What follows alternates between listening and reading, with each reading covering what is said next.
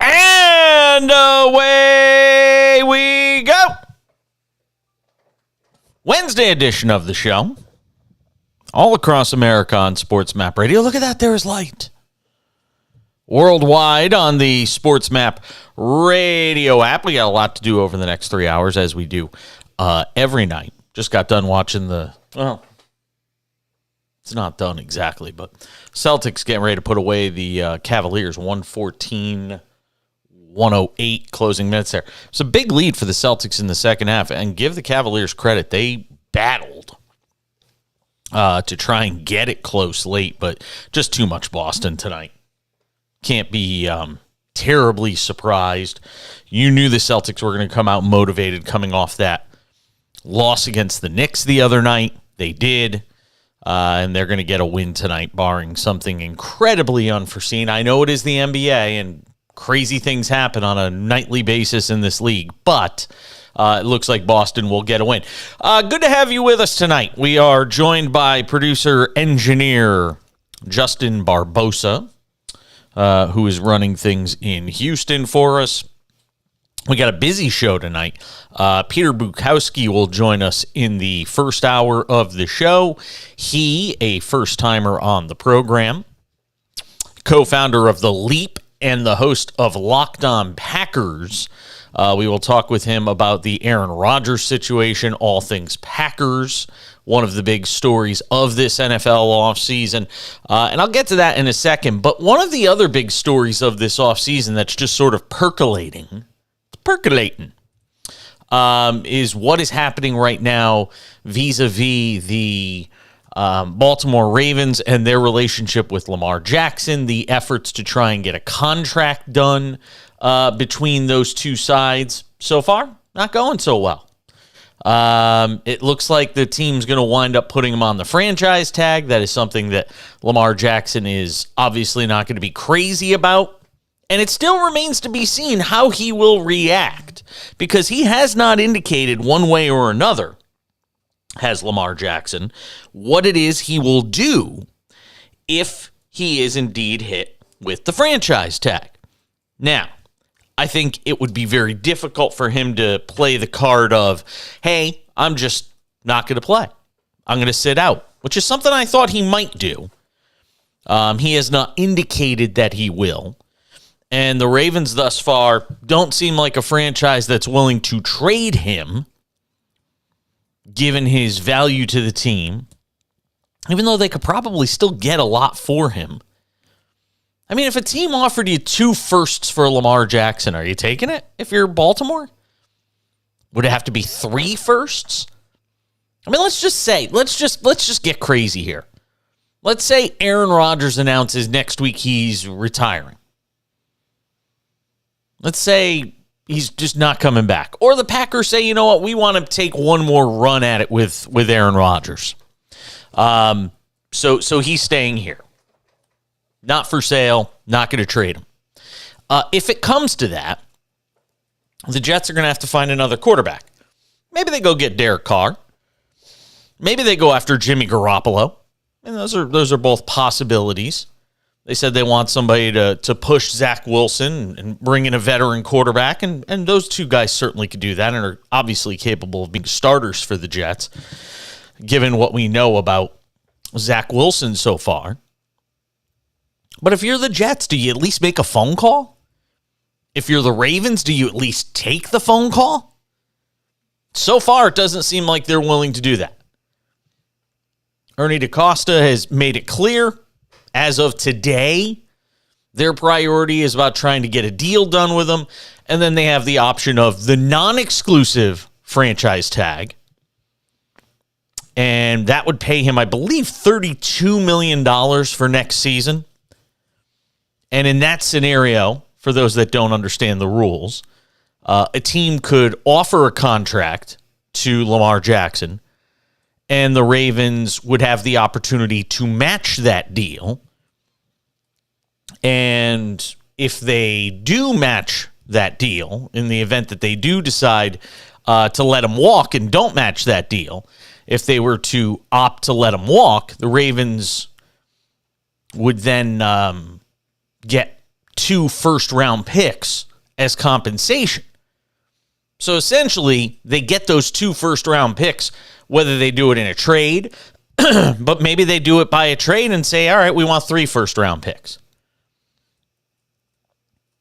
And again, under the exclusive franchise tag, which is the one everybody obviously knows about, the Ravens control Jackson's rights, as well as any trade talks, compensation as it relates to him potentially going to another team. The big problem for Baltimore is the salary cap. Lamar wants it all. Or at least he says he wants it all. He wants to get paid, but he wants to win. I just think he wants to get paid. I think a lot of these guys have proven at this point that all they really want is to get paid. They want their security first. And then win second. And I can't necessarily say that I blame an NFL player if he says I want to win first. I mean, if he says I want security first and I want to win later. I don't think any of us are in a position to hammer an NFL player if they say they want money and security first and then they'll worry about winning after that. But you can't have both, and you can't say they're on an equal footing. You can't say they're on the same level. You can't say I want to win just as much as I want security, because you don't.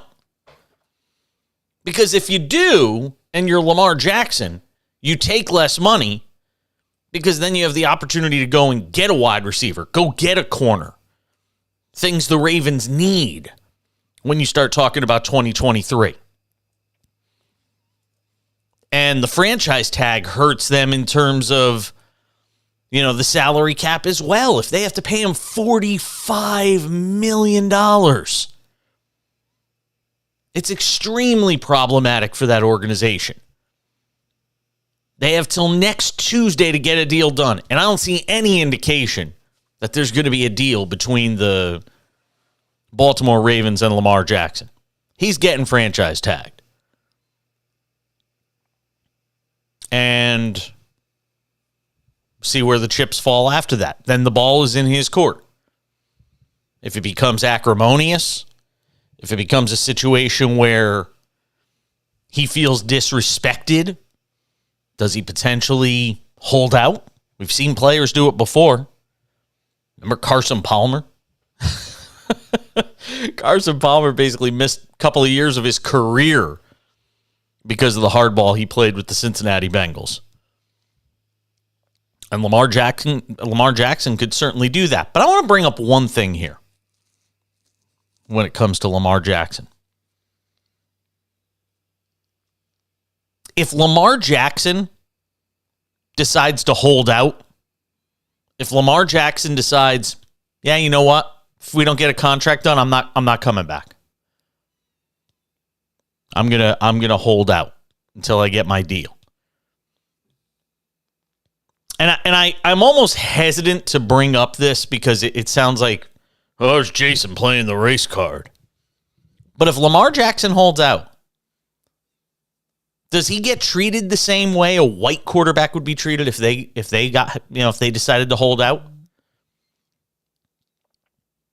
Or do certain white owners around the league, older, rich white owners, say, yeah, you know what? See, he's not a team guy. He's about the me and not the we. Does it wind up biting Lamar Jackson unfairly and teams just decide not to sign him? Or teams decide not to make a deal for him? Now, we'll show him.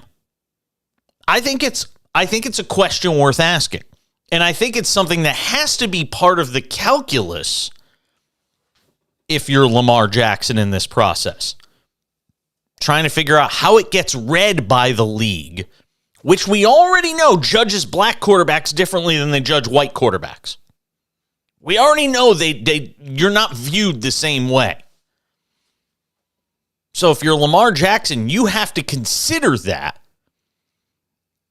as you go through this process and try to figure out just how far you want to push the need and the want for a new contract. Let me know what you think. We have a phone number, 1-800-224-2004, 800-224-2004. If you want to tweet at the show, feel free to do it. At the back page. I'm on Twitter. At the back page. We also have the brand new Cash In text line. You can text us from anywhere in America. 888-670-8549. It is toll free. 888-670-8549. If you want to text us on the Cash In text line. Standard text messaging rates do apply. I'd love to know what you think. What should the Ravens do? I thought they made a fair offer to Lamar Jackson. And I don't want to hear, well, Deshaun Watson got fully guaranteed. Just because the Ravens were dumb doesn't mean just because the Browns, were dumb, doesn't mean the Ravens have to follow suit. Now, everybody's saying, oh, the Browns screwed up the whole quarterback market. Just because they did it doesn't mean every other NFL team has to follow them off the ledge of stupidity. It's the dumbest thing I've ever heard. And I don't blame Deshaun Watson. You're able to get the money, go get it. You can blame him for a lot of things, but not that. We're going to hear from Aaron Rodgers on the other side. The saga of Aaron Rodgers. Can't get enough of that. It's Jason Page, the Cash In, SportsMap Radio. That goes in the pod.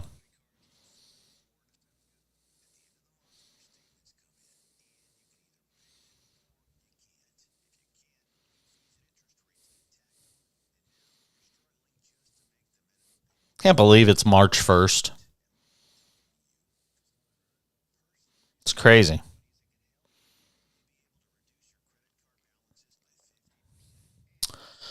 La da dee, la dee da, la da dee, la dee da.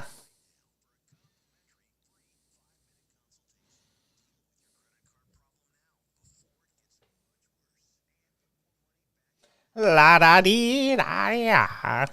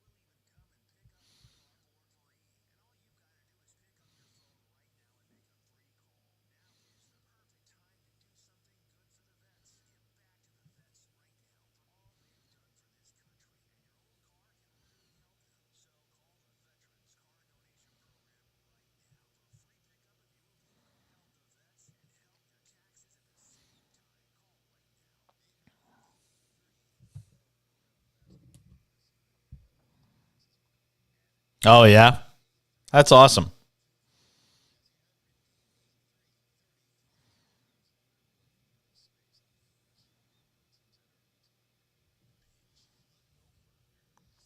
You still didn't send me any play-by-play demos. Yeah.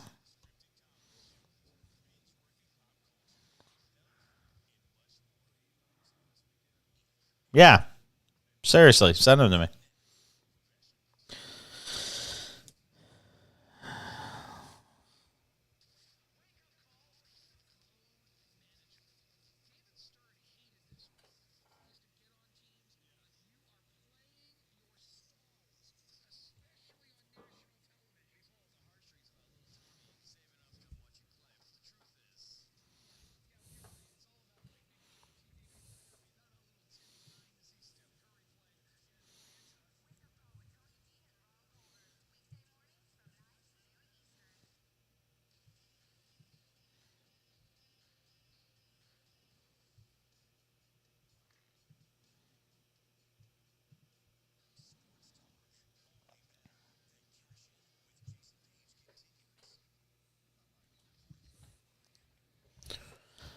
We will be joined in 15 minutes by first-timer of the show, Peter Bukowski will drop by. Does a great job on all things Packers, the Locked On Packer.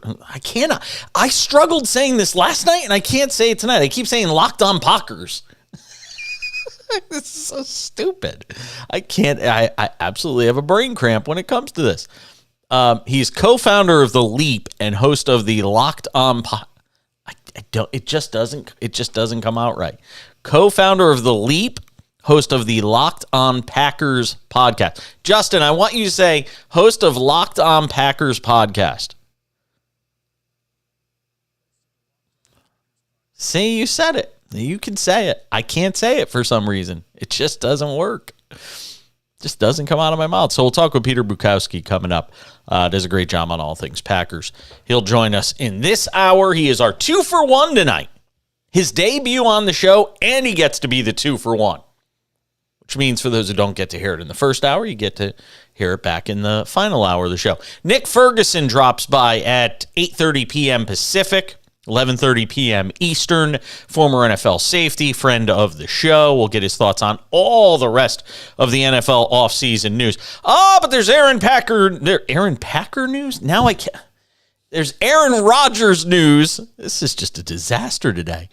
Aaron Rodgers on the Aubrey Marcus podcast, which I don't think any of us would know unless Aaron Rodgers was appearing on it and talking about the potential of retirement.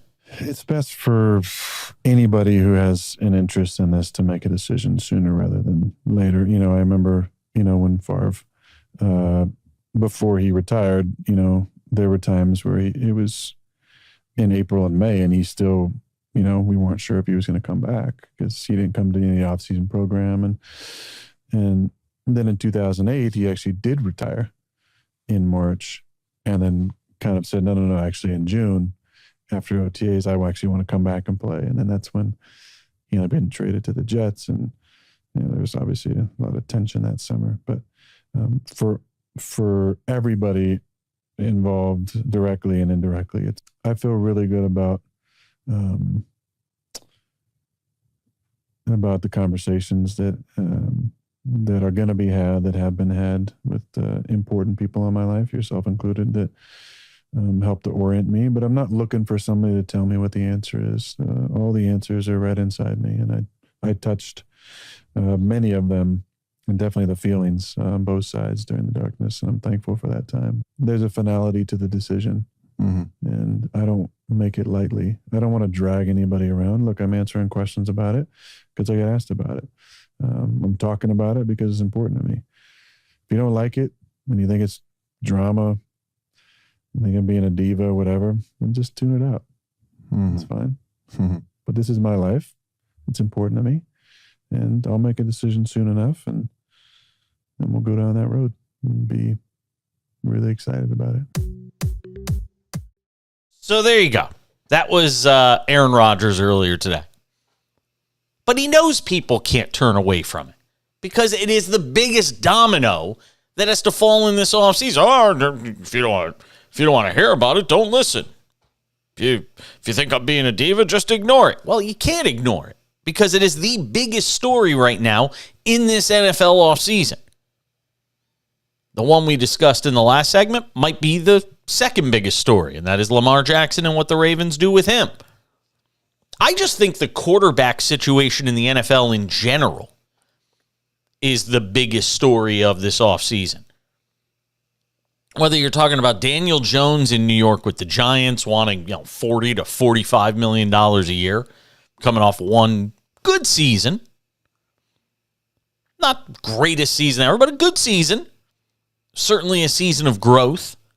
You have Jimmy Garoppolo as a free agent. You've got Derek Carr sitting out there who could literally sign tomorrow if he wants to. Carson Wentz is now a free agent. You've got the decisions at the top of the draft for teams that have to figure out if they want to go to quarterback or if you're Chicago trading the number one pick. There are a lot of big stories in this NFL offseason. Where's Odell Beckham Jr. going to land? Who do the Cardinals get to play quarterback? I mean, the Cardinals the chances of having Kyler Murray for the start of next year are slim and none. So if you're the Cardinals, what are you doing? Because your backup quarterback situation was not good enough to do anything after Kyler Murray got hurt. So where are you going in this offseason? We're all about sports betting on this show. All things making money vis-a-vis sports on this show. That includes the NFL and the futures. Yeah, you could start looking ahead. Kansas City right now, you're outright betting favorite to win the Super Bowl next year at plus 600. Nobody's going to be able to say, oh, they're trying to keep us down. Nobody believes in us. Yeah, you're the favorite to win the Super Bowl next year. Shut up. Buffalo plus 850, Philadelphia plus 900, the Bengals plus 900. The Ravens right now are plus 1,600, which are basically the fifth best odds, which is pretty amazing considering you don't really know what's going on with their quarterback. I don't know how anybody would bet on the Ravens right now before you know anything about their quarterback situation. I still love the Jets bet at plus 2,500. It's almost as if Vegas is anticipating that the Jets are going to get Aaron Rodgers. So the Jets are like the 8th or 9th best odds in all of the NFL to win a Super Bowl next year, despite the fact they didn't even make the playoffs last year because Zach Wilson was quarterback, of course. The aforementioned Packers are at plus 3,500. I still said this before, and I'll say it again. The lack of disrespect towards Minnesota is fascinating. The Saints, Broncos, Browns, Dolphins, the Packers, all these teams that didn't make the playoffs last year, the Rams, the Jets, the Lions, all these teams that didn't make the playoffs all have better odds than the Minnesota Vikings for next year to win the Super Bowl.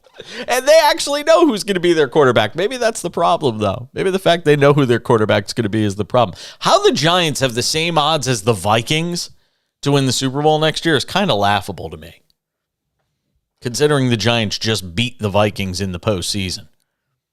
I mean, that's kind of odd. But I still say if there's one pick I like right now in the NFL futures, it's the Jets at plus 2,500. Not because I think they're going to win the Super Bowl. It's just they are the best value right now out there. And if you believe Sean Payton's got the secret sauce, got that sauce. If you believe Sean Payton's got that secret sauce and can turn around Russell Wilson in his first year there as the head coach, hell, the Broncos have a championship defense. The Broncos are that good defensively. If they can get the Russell Wilson stuff figured out, maybe. Broncos at plus 3,500? Maybe.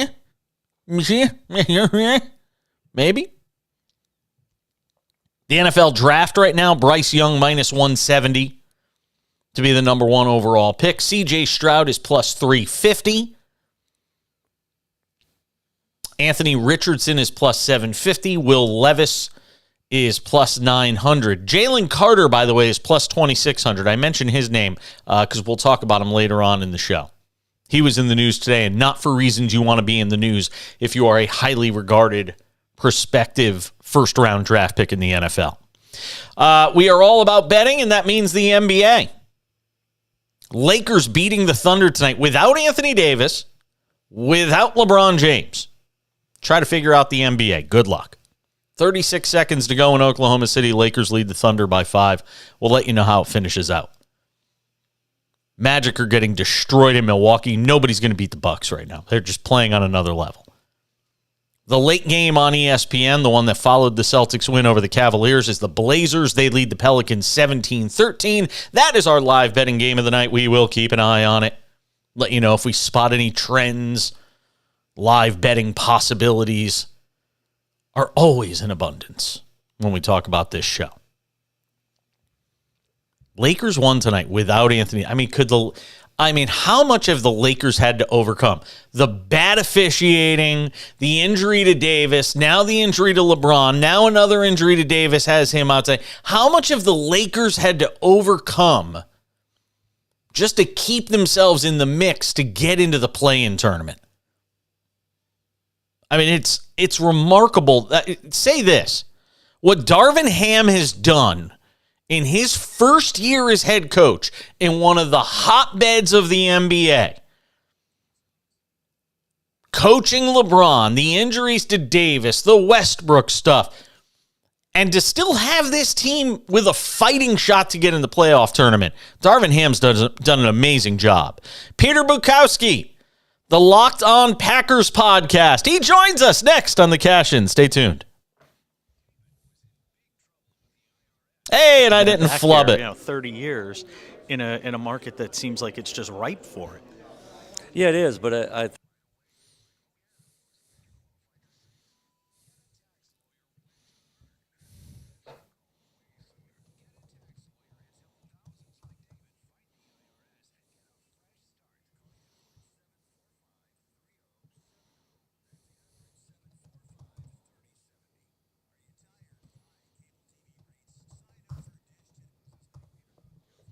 Bukowski, Bukowski.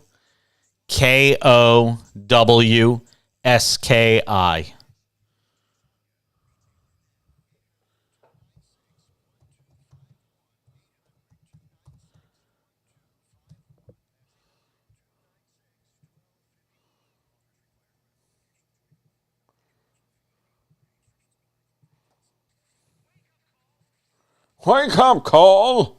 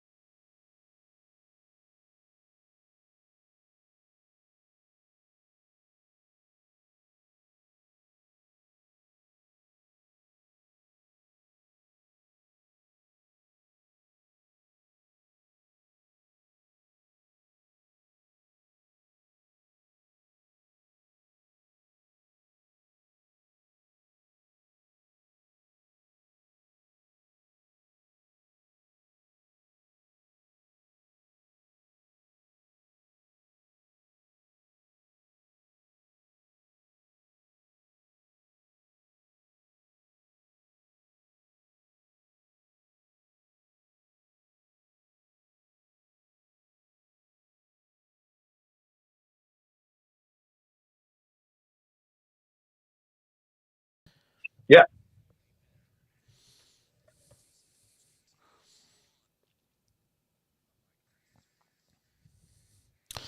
Rolling along on this Wednesday edition of the show.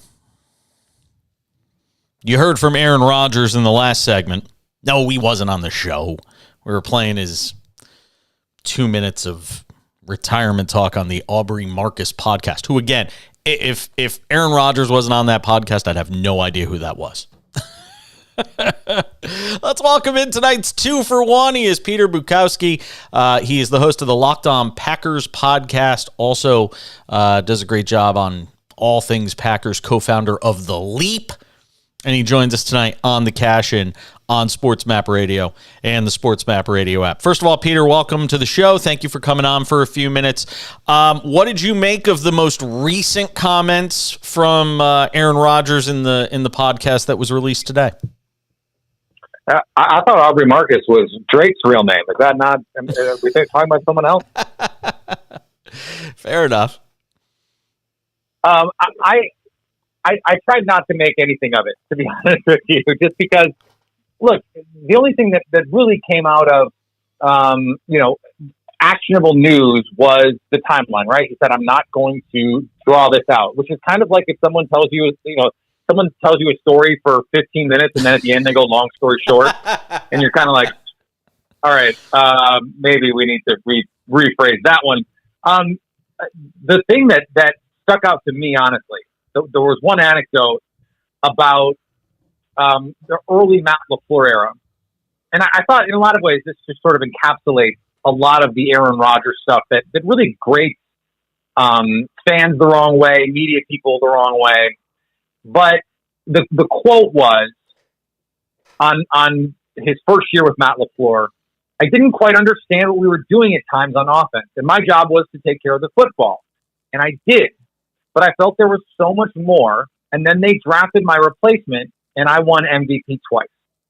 And I just thought, how petty and lame to bring something like that up, to essentially say, they were treated me in 2019 like a game manager when Rodgers did not have his best season, and to say I didn't really understand why they wanted me to play this way, but then they drafted Jordan Love, and I was awesome again. And it's just sort of like, first of all, those two things don't compute. They're not in any way correlated. And what it does is it undercuts your head coach, especially if you intend to return to the team. Because you're saying in 2019, I didn't buy into what Matt LaFleur was doing. I didn't get it. I didn't get why we were doing what we were doing. And then my improvement in 2020 and 2021 had nothing to do with Matt LaFleur, who made major changes to the offense, by the way. And it was really just my pettiness that drove those things. Like, it's one thing for that to be true, and I think a lot of people have speculated that has been true for a while. But for him to not only say it, but say it with his chest, I don't know, man. Like, that really rubbed me the wrong way. And I wouldn't put it past Aaron Rodgers to say that and believe it was okay to say and still go back and have Matt LaFleur coach you.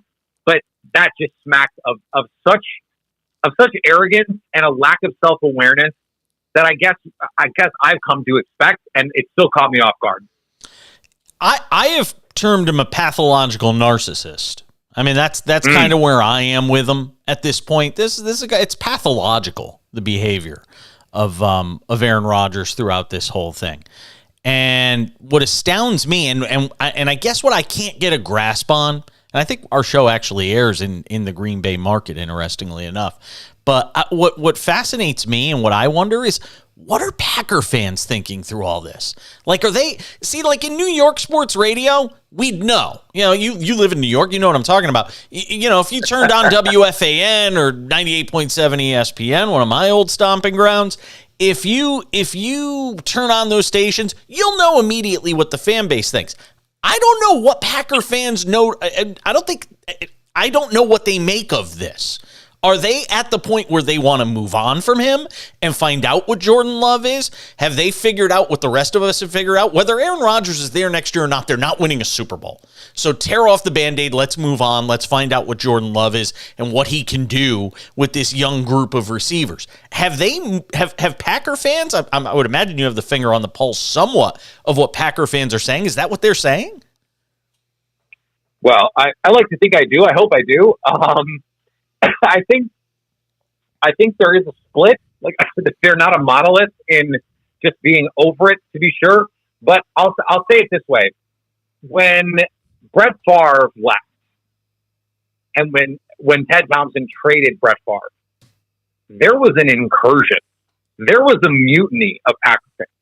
It was like, forget this. I'm going to buy my Brett Favre Jets jersey and forget this team. And they bought purple jerseys which in Wisconsin, like a Vikings jersey. Are you that is anathema? Like you just don't do that if you're a Packers fan. And there were Packer fans buying Vikings Favre jerseys because it was such a betrayal of them or to them. That is not going to happen if Aaron Rodgers is traded. I think there are a lot of fans who still think Aaron Rodgers is a great player, who still respect what he's done for the franchise, but are ready to move on. There are fans who actively dislike Aaron Rodgers and are ready to move on. I think this year that it didn't go, like it was easy in 2021 for whatever shenanigans went on in the spring of 2021 and in the COVID stuff. It was easy once he was going, I own you, to the Bears fans and just kicking the Bears' butt to be like, this guy, we love this guy. But then to go through this all over and have the 2022 season that they did, I think now there are a lot of fans going, this is just time. It's just time, and get the picks. Let's see what Jordan Love has. And it has gone the other way in terms of the tipping point is now pointed. And I think more fans are ready to move on. Not that plenty of fans wouldn't welcome him back, but more of them are ready to move on than are like resolute in saying, well, we have to have him back. And then there's also a swath of fans that are kind of just over it, just apathetic to it all. Just like either come back or don't, but we're sick of this dance. Is as much of this, and we're talking about Peter Bukowski, who's host of the Locked On Packers podcast, also co-founder of The Leap, or founder of The Leap, I should say, joining us here on the Cash In on SportsMap Radio. Is it as much the Packers' fault as an organization, though? Because, as much as we get on Rodgers for taking his time in making a decision, well, the Packers are doing the same. I mean, it kind of takes two to tango in this because there's going to have to either be some sort of mutual conversation on how we announce this separation, if that's what's going to happen, or there at least should be conversations about, are you coming back? Is some of this as much on the Packers as it is Aaron Rodgers?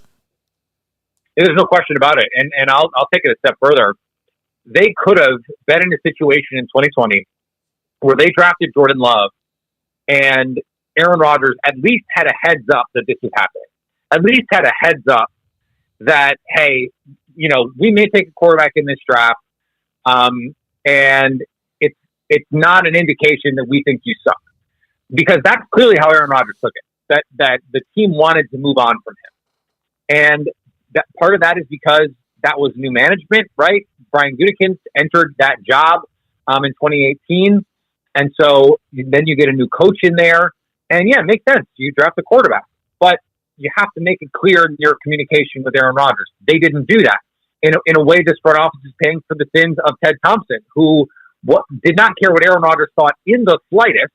And in a lot of ways, didn't care what Mike McCarthy thought, because Mike McCarthy wanted more veterans than those Packers teams had, wanted to bring in free agents, and they didn't. And that created and brewed resentment in that organization, from the coach toward the GM, from the quarterback to the coach, from the quarterback to the GM, all of that stuff. We sit here today in part because of all of that. Now add in everything that has gone on over the last couple of years with the Packers in 2021, when Aaron Rodgers threw his hissy fit that spring and said, I'm mad that you drafted Jordan Love, even though apparently, according to Aaron Rodgers, the reason that he was the MVP was precisely because they drafted Jordan Love. The Packers did not knuckle under. They said, we are not trading you. Get a life. You're under contract. And if you're going to retire, we dare you. It's $30 million that you have to take out of your bank account and put it back in ours. We don't think you're going to do that. So just show up and play. And he did. And he played like an MVP. And then the Packers went, oh, crap. Now we have to pay him. Now we really have to pay him, because they structured the contract before the 2021 season in such a way that it had to be reworked last spring. Well, last spring was when you needed to make this move. that was when you needed to trade him. And if they could have looked into their crystal ball and said, okay, this guy is not going to be as good. He's going to get hurt in 2022, and the team is not going to be as good as we thought, then you would trade him a year ago. But we didn't know that. And so they give him this top of market deal that they didn't have to give him. Yeah. It didn't have to be structured this way, but they did that. Yeah. And Aaron Rodgers threw another hissy fit about Diana Rossini from ESPN said he wants to be paid like the highest paid quarterback in the league. I got to end it there, but don't go anywhere. I want to talk to you off the air. We're coming back. More on the cash-in. The beauty of radio versus podcasting. Got to say goodbye. No, it's not your fault. You were great. Really, you were really good. I definitely want to have you back on to talk about this, especially as this sort of evolves. You're outstanding, dude. Seriously, I really enjoyed it, and I'll look you up when I'm back east. My family's all in Connecticut, so. My wife works in.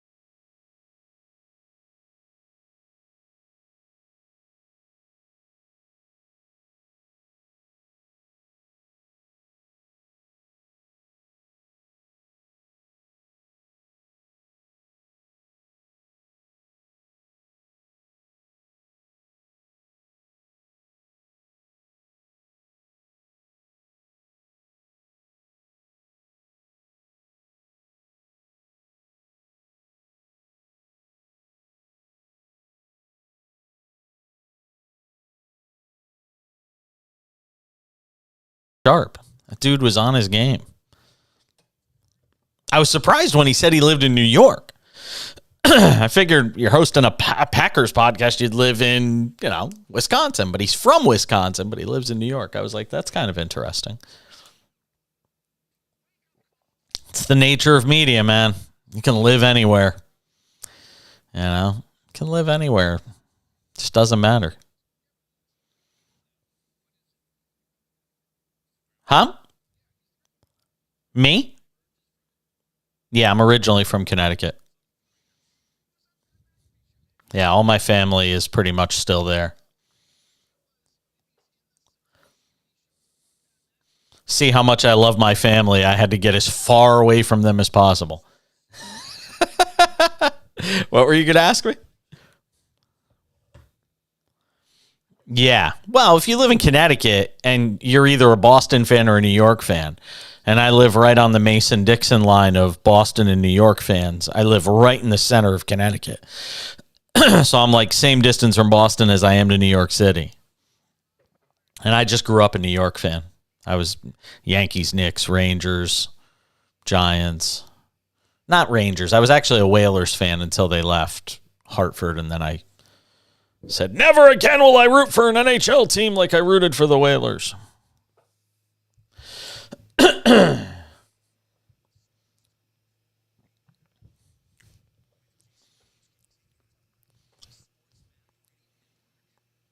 Boy, how good was Peter Bukowski? That dude was sharp on his game. I think we got a new go-to guy for the Packers. He's going to regret being that good. Call that dude all the time. Ask some of my friends who are on this show every week. If you're good, I'm going to call you. That's all you got. That's all you got to know.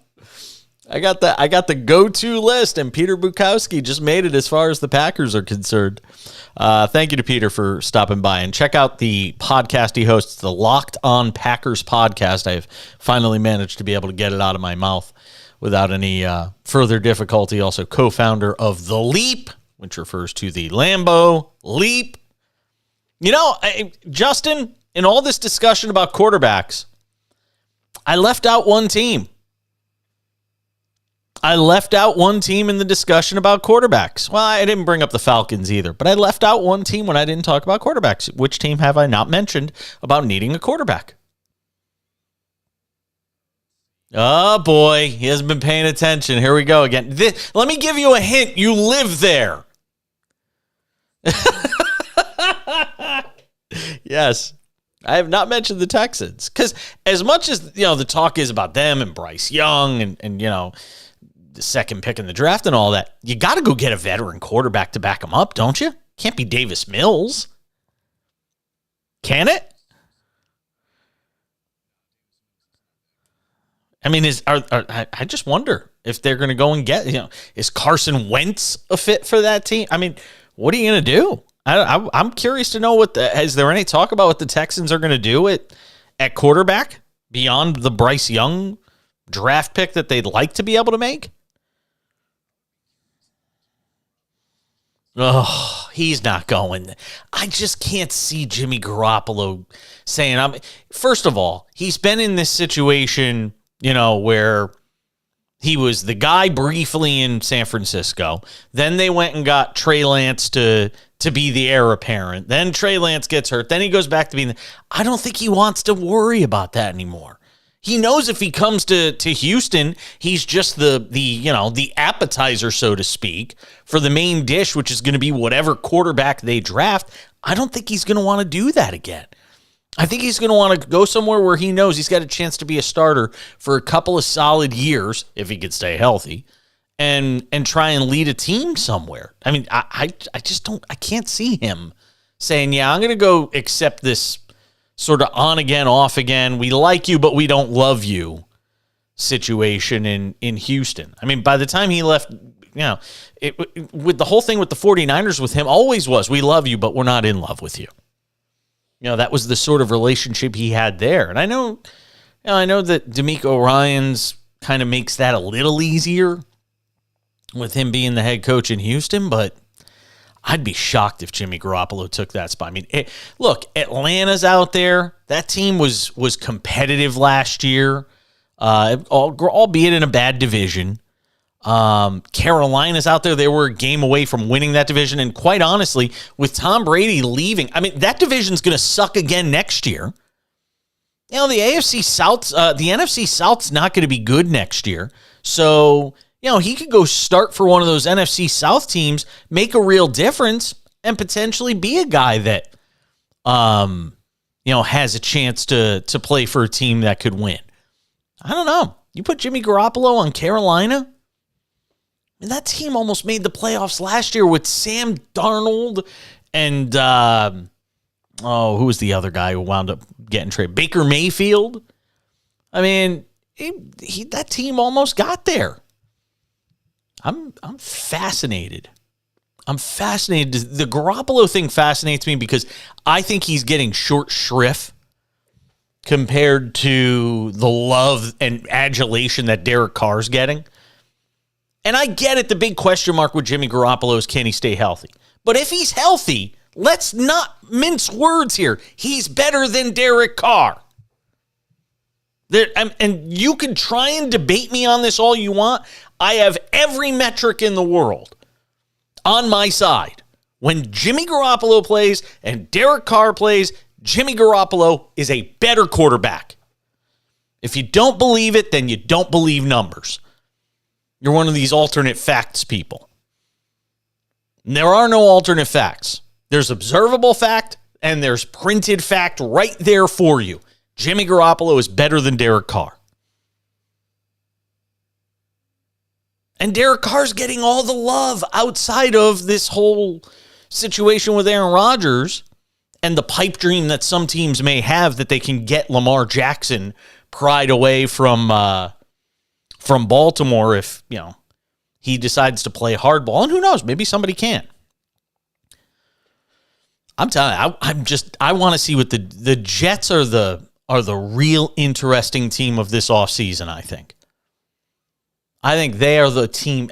Man, if we could, have they announced what Hard Knocks is going to be next year on HBO? Have they announced which team's going to be on Hard Knocks? Can you check that, Justin? Let me know if they've announced that for 2023. I would love it to be the Jets. Whether they get Derek Carr or Aaron Rodgers or Jimmy Garoppolo or whoever, I would love it to be the Jets. Because I think they're going to be like must-see TV next year. Because their own owner has basically jumped out on the ledge and said, well, if we can fix the quarterback situation, we're a quarterback away from winning a Super Bowl, basically taking a hot, steaming dump on Zach Wilson. I know. Visual you didn't need tonight. Hopefully you weren't eating dinner.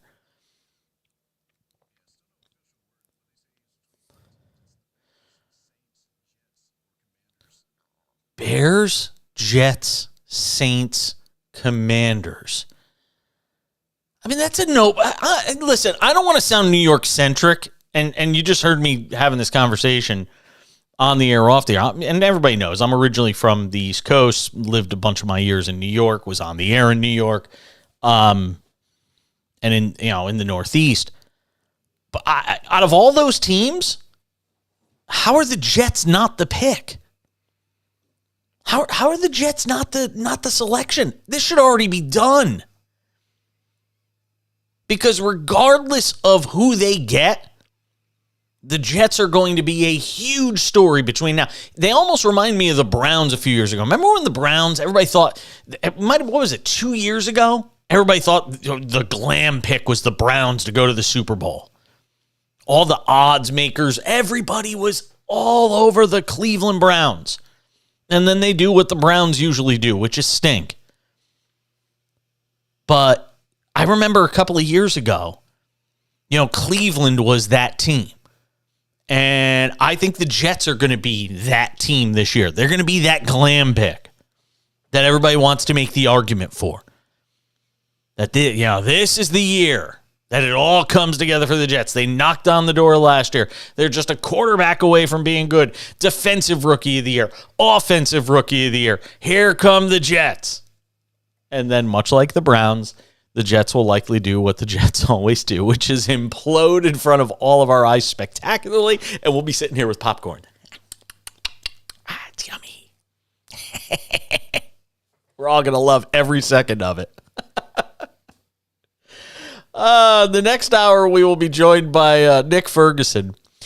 He'll join us at 11:30 p.m. Eastern, 8:30 p.m. Pacific. And if you're on Mountain Time, like our friends in Denver where he lives, that would be 9:30 p.m. Mountain.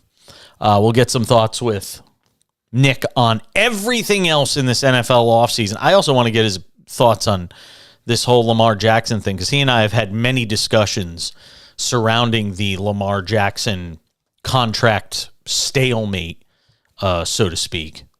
So we'll get his thoughts on that.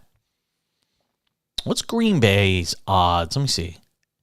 Green Bay's odds to win in the NFC are plus 1,400. They have the sixth best odds right now to win the NFC Championship. The Jets, meanwhile, have the sixth best odds. Well, not sixth, but tied for fifth with the Ravens to win the AFC. It just tells you everybody's banking on the Jets getting one of these quarterbacks that's going to change their fortunes or is thought to change their fortunes. Chiefs, obviously, with the best odds at plus 350. Buffalo at plus 450. The Bengals at plus 500. The Chargers are the fourth best odds in the AFC at plus 1,100. along with the Ravens at plus 1,100, and then you have the Jets at plus 1,400. All right, we got the top of the hour right around the corner. On the other side of that, this Jalen Carter story. Yeah, arrest warrants, all that. But one particular headline I saw today was very troubling to me. We'll get to that and more. The Cashing continues on SportsMap Radio. Bear back.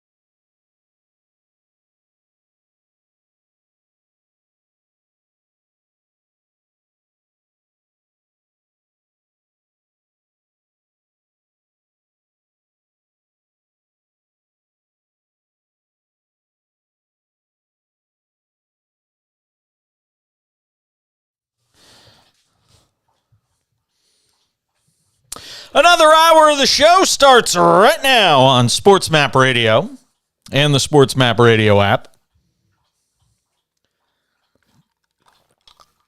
Just grab a drink here. Nick Ferguson to join us in 30 minutes. Our friend from Denver, the Touchdown Denver podcast, former NFL safety, spent a number of years with the Broncos. We'll get his thoughts on all the NFL news of the day. And obviously with the combine going on, and owners are talking and GMs are talking and coaches are talking. Nobody's really saying a lot.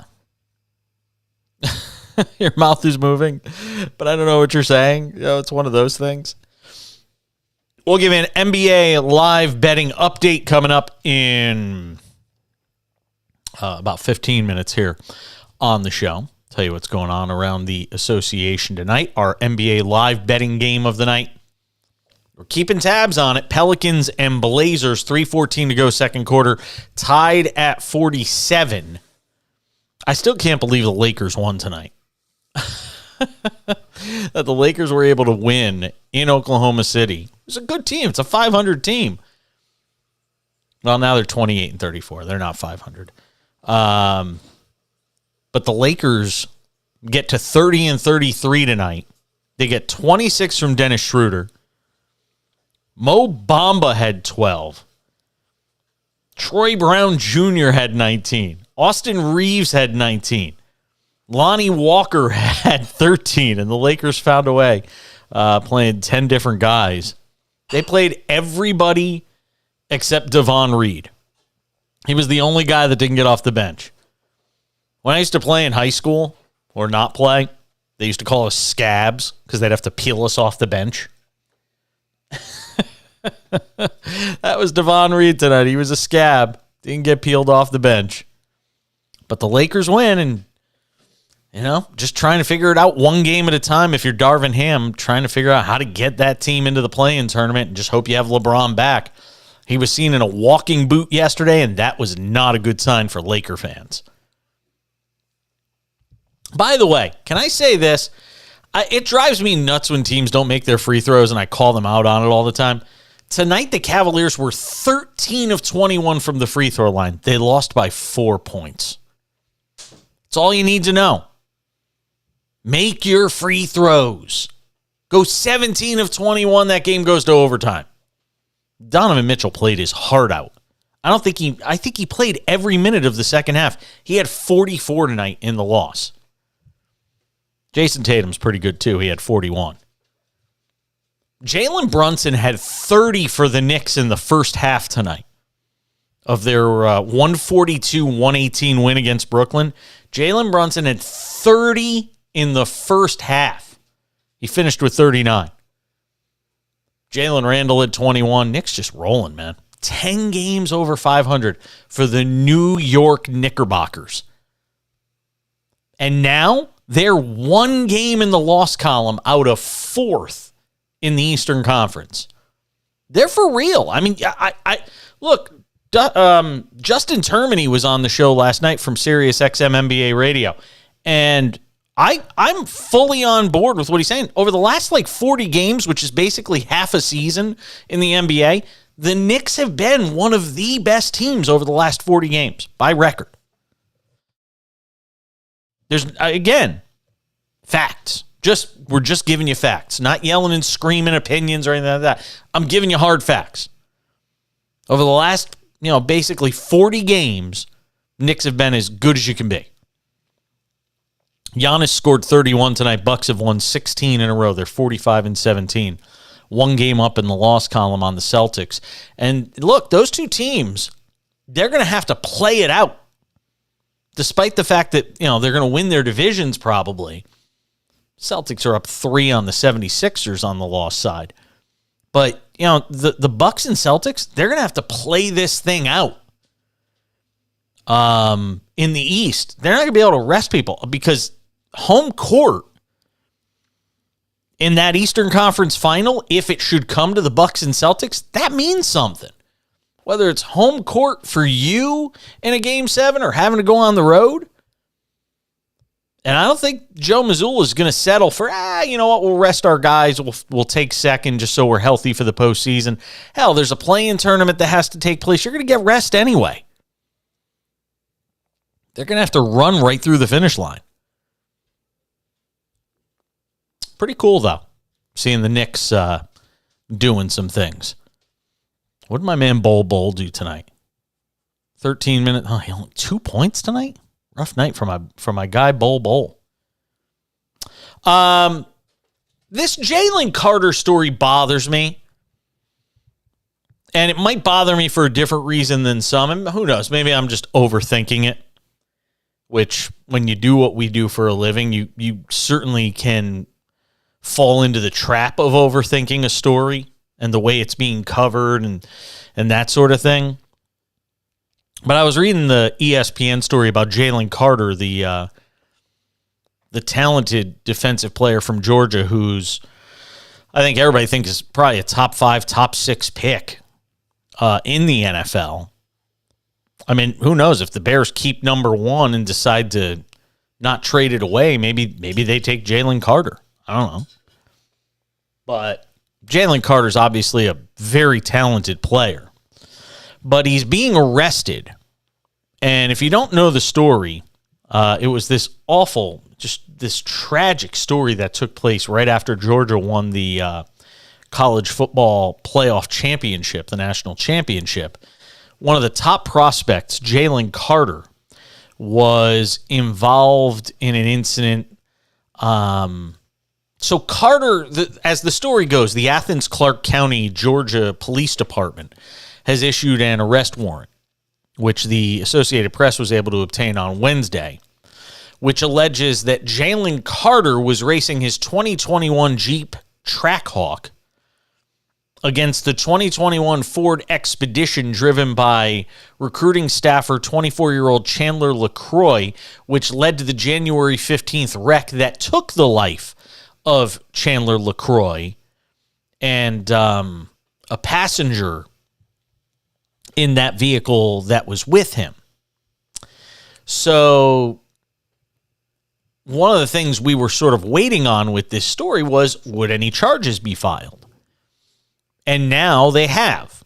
Jalen Carter's been charged with reckless driving and racing in connection with the crash that killed his teammate and this recruiting staffer.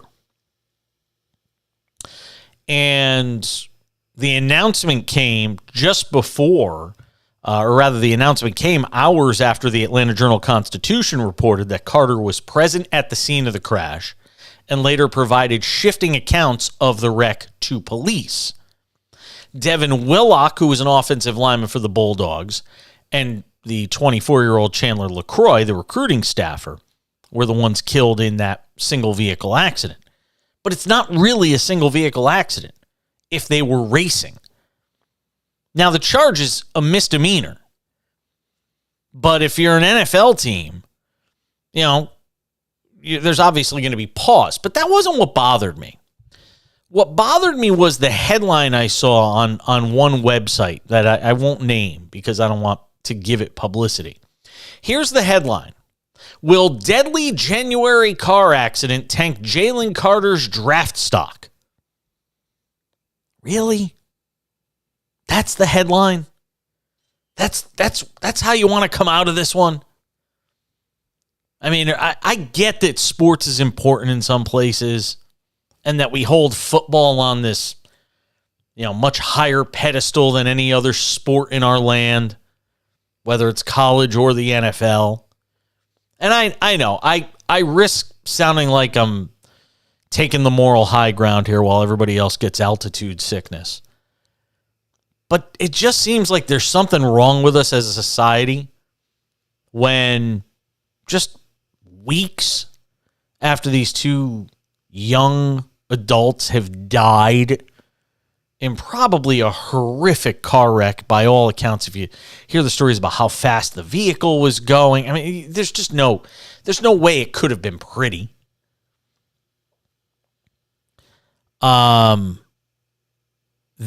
That the headline would be, Well, how's it going to affect Jalen Carter's draft stock? Frankly, I don't give a flying you-know-what about how it affects Jalen Carter's draft stock. I don't care.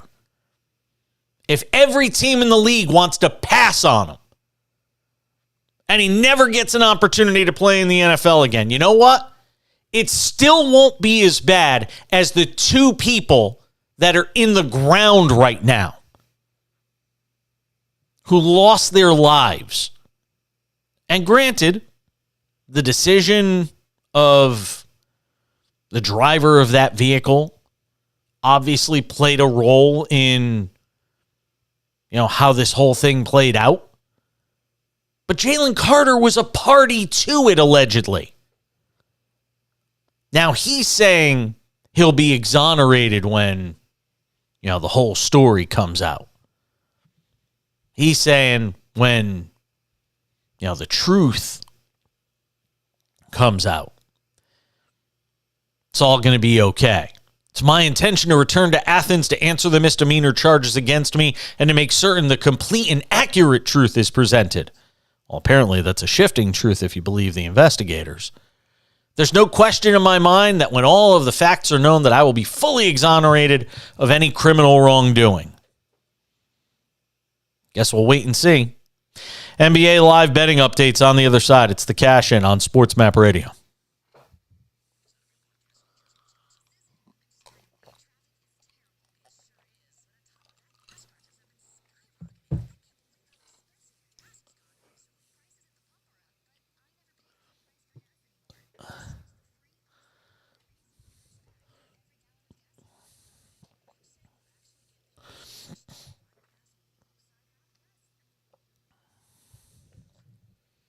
Yeah. Just the part where I start obviously talking about it, not the NBA stuff before.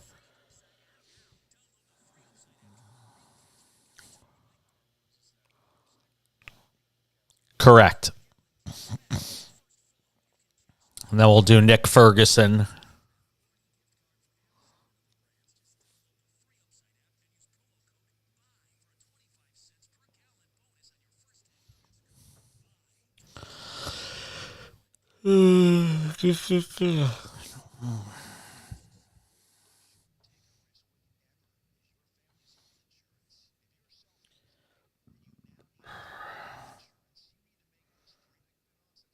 No. No. He hasn't been on since just after the Super Bowl. I had him on the show that week we were on after. But I was off last week, so I get a couple weeks off.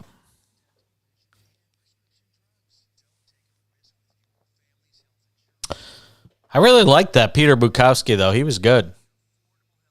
Looking forward to talking to him again once this Aaron Rodgers thing plays itself out. How about Dokes? What are you doing, huh? What are you doing?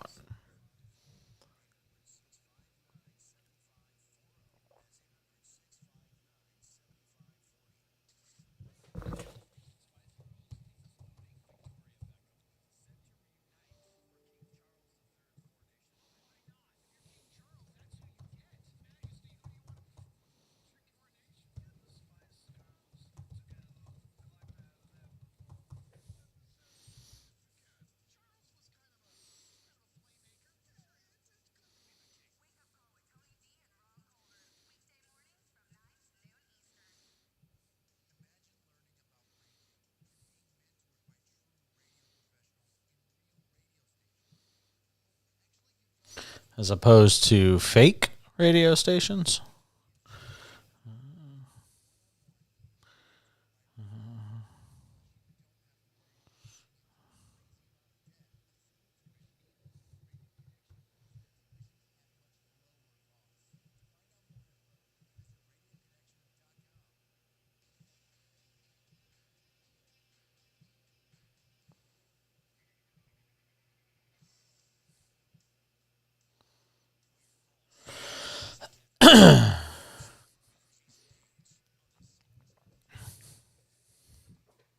Thank you for being with us.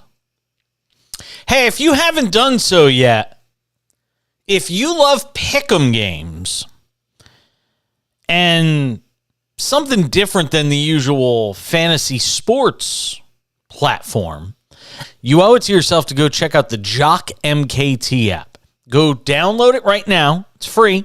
The Jock MKT app.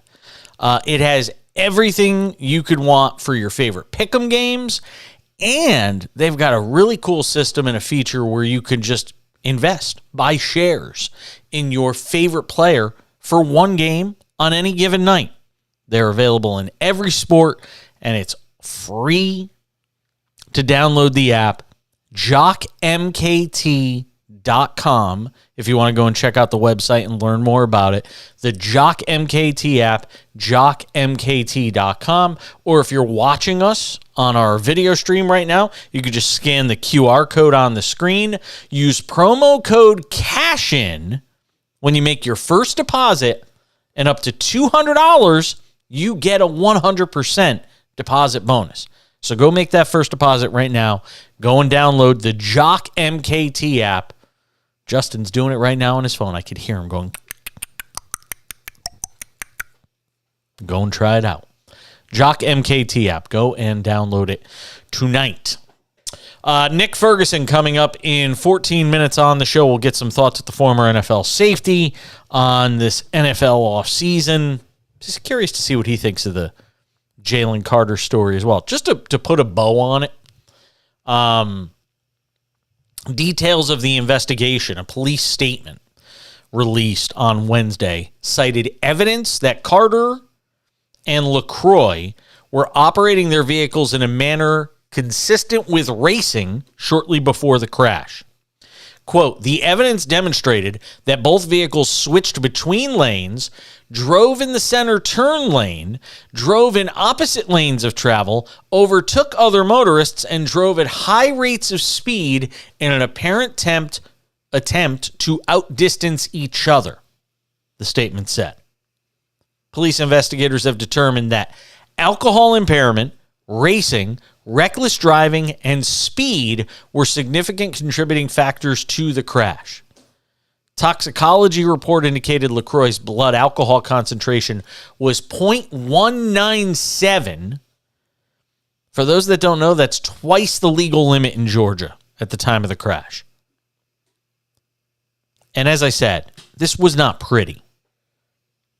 The SUV driven by LaCroix was traveling about 104 miles per hour shortly before the crash.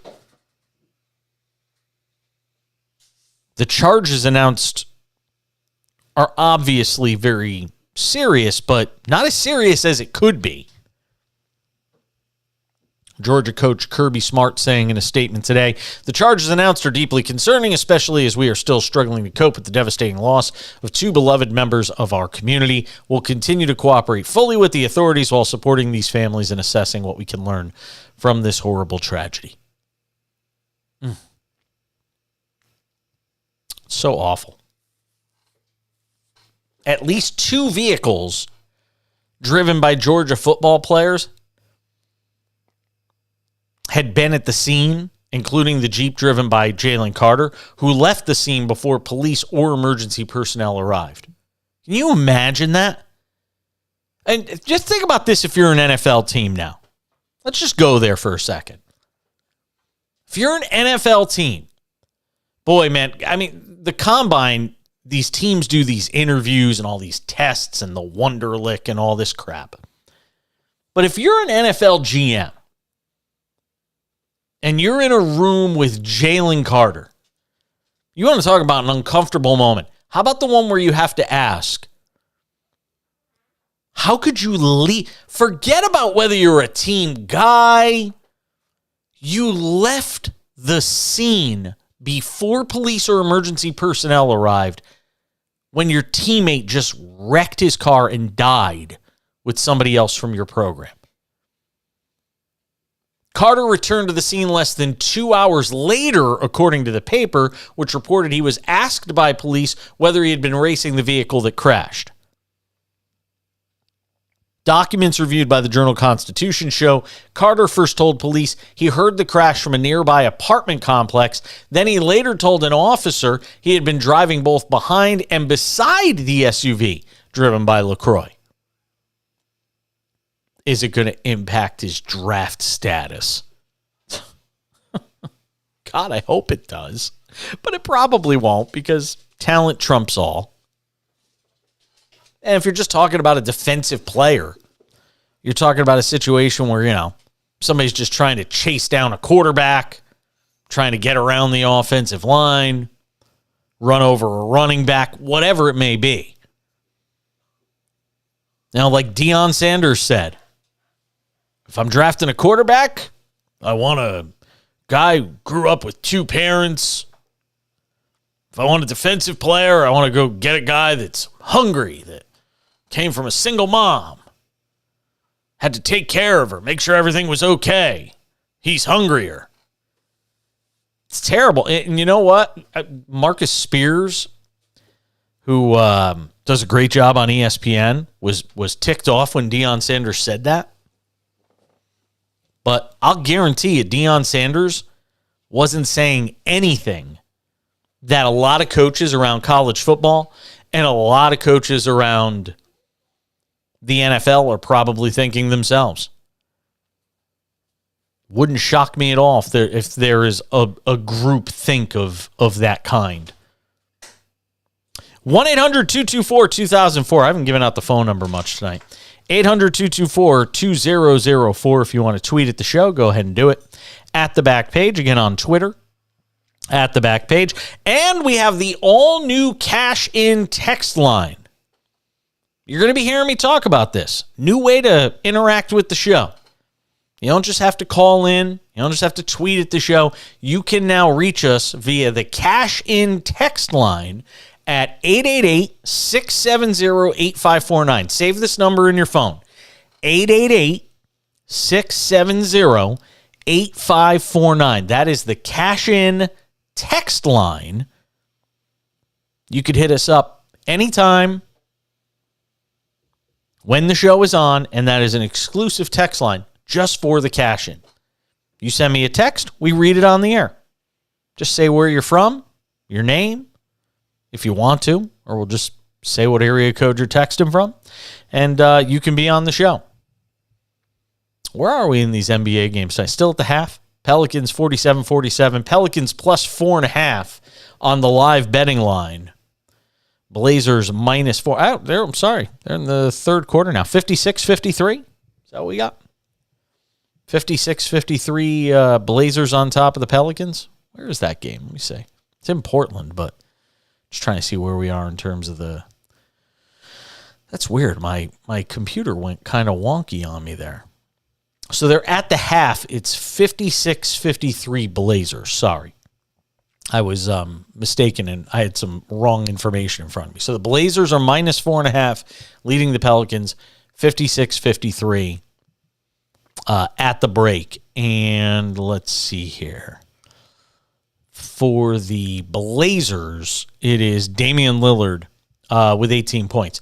Bad job by me. I buried one of the leads in the NBA tonight, and I apologize for that. Suns beat the Hornets, and obviously we know the Hornets are without LaMelo Ball. Rest of the year, had surgery on his ankle. But the big story in the NBA tonight was Kevin Durant was back. Played 27 minutes in the Suns' win in Charlotte. 23 points, 10 of 15 shooting for Durant. Suns improved to 34-29. They will be a fascinating watch over the next 19 games. How high can they get? Forget the idea of, do they make the playoffs or not? The question is, how high can they get in the Western Conference standings? Right now, they're fourth.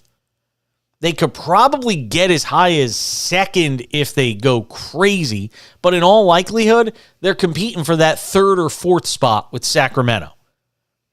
And that's about as good as it's going to get because the Nuggets are 44-19, the Grizzlies are 38-23. The only team they can probably catch in those final games, boy, Sacramento is an amazing story. Best scoring team in the league. But the Suns, with the win tonight, improved to 34-29. Devin Booker, 37. So he and Durant combining for 60 points in that Suns win tonight. And if you haven't gotten them already, you better get those NBA Finals, picks on the Suns. They're down to plus 450 now. They are plus 450. They have the third best odds to win the NBA title. Boston at plus 280, Milwaukee at plus 440, Phoenix at plus 450, then Denver at plus 750, and then you get into four digits after that. Nick Ferguson breaks down the NFL like nobody else. He does it with us next on the Cash In on SportsMap Radio. Don't go anywhere.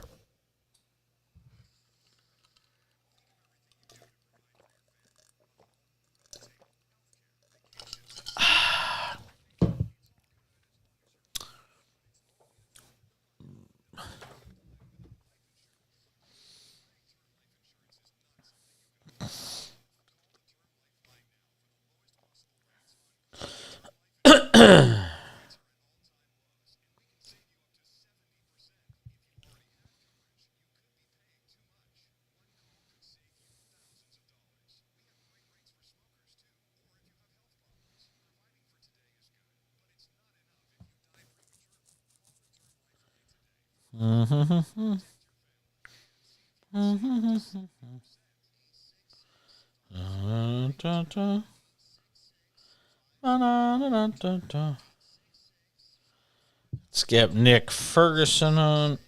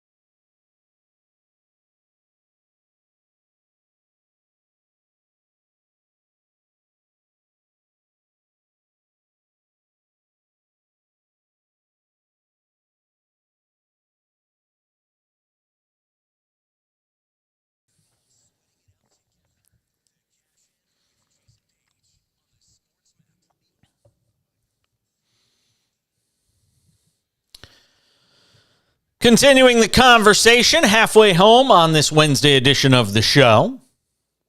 What did I miss most about not being on the air last week? It was getting to call this guy and harass him for 10, 15, 20 minutes, whatever it is.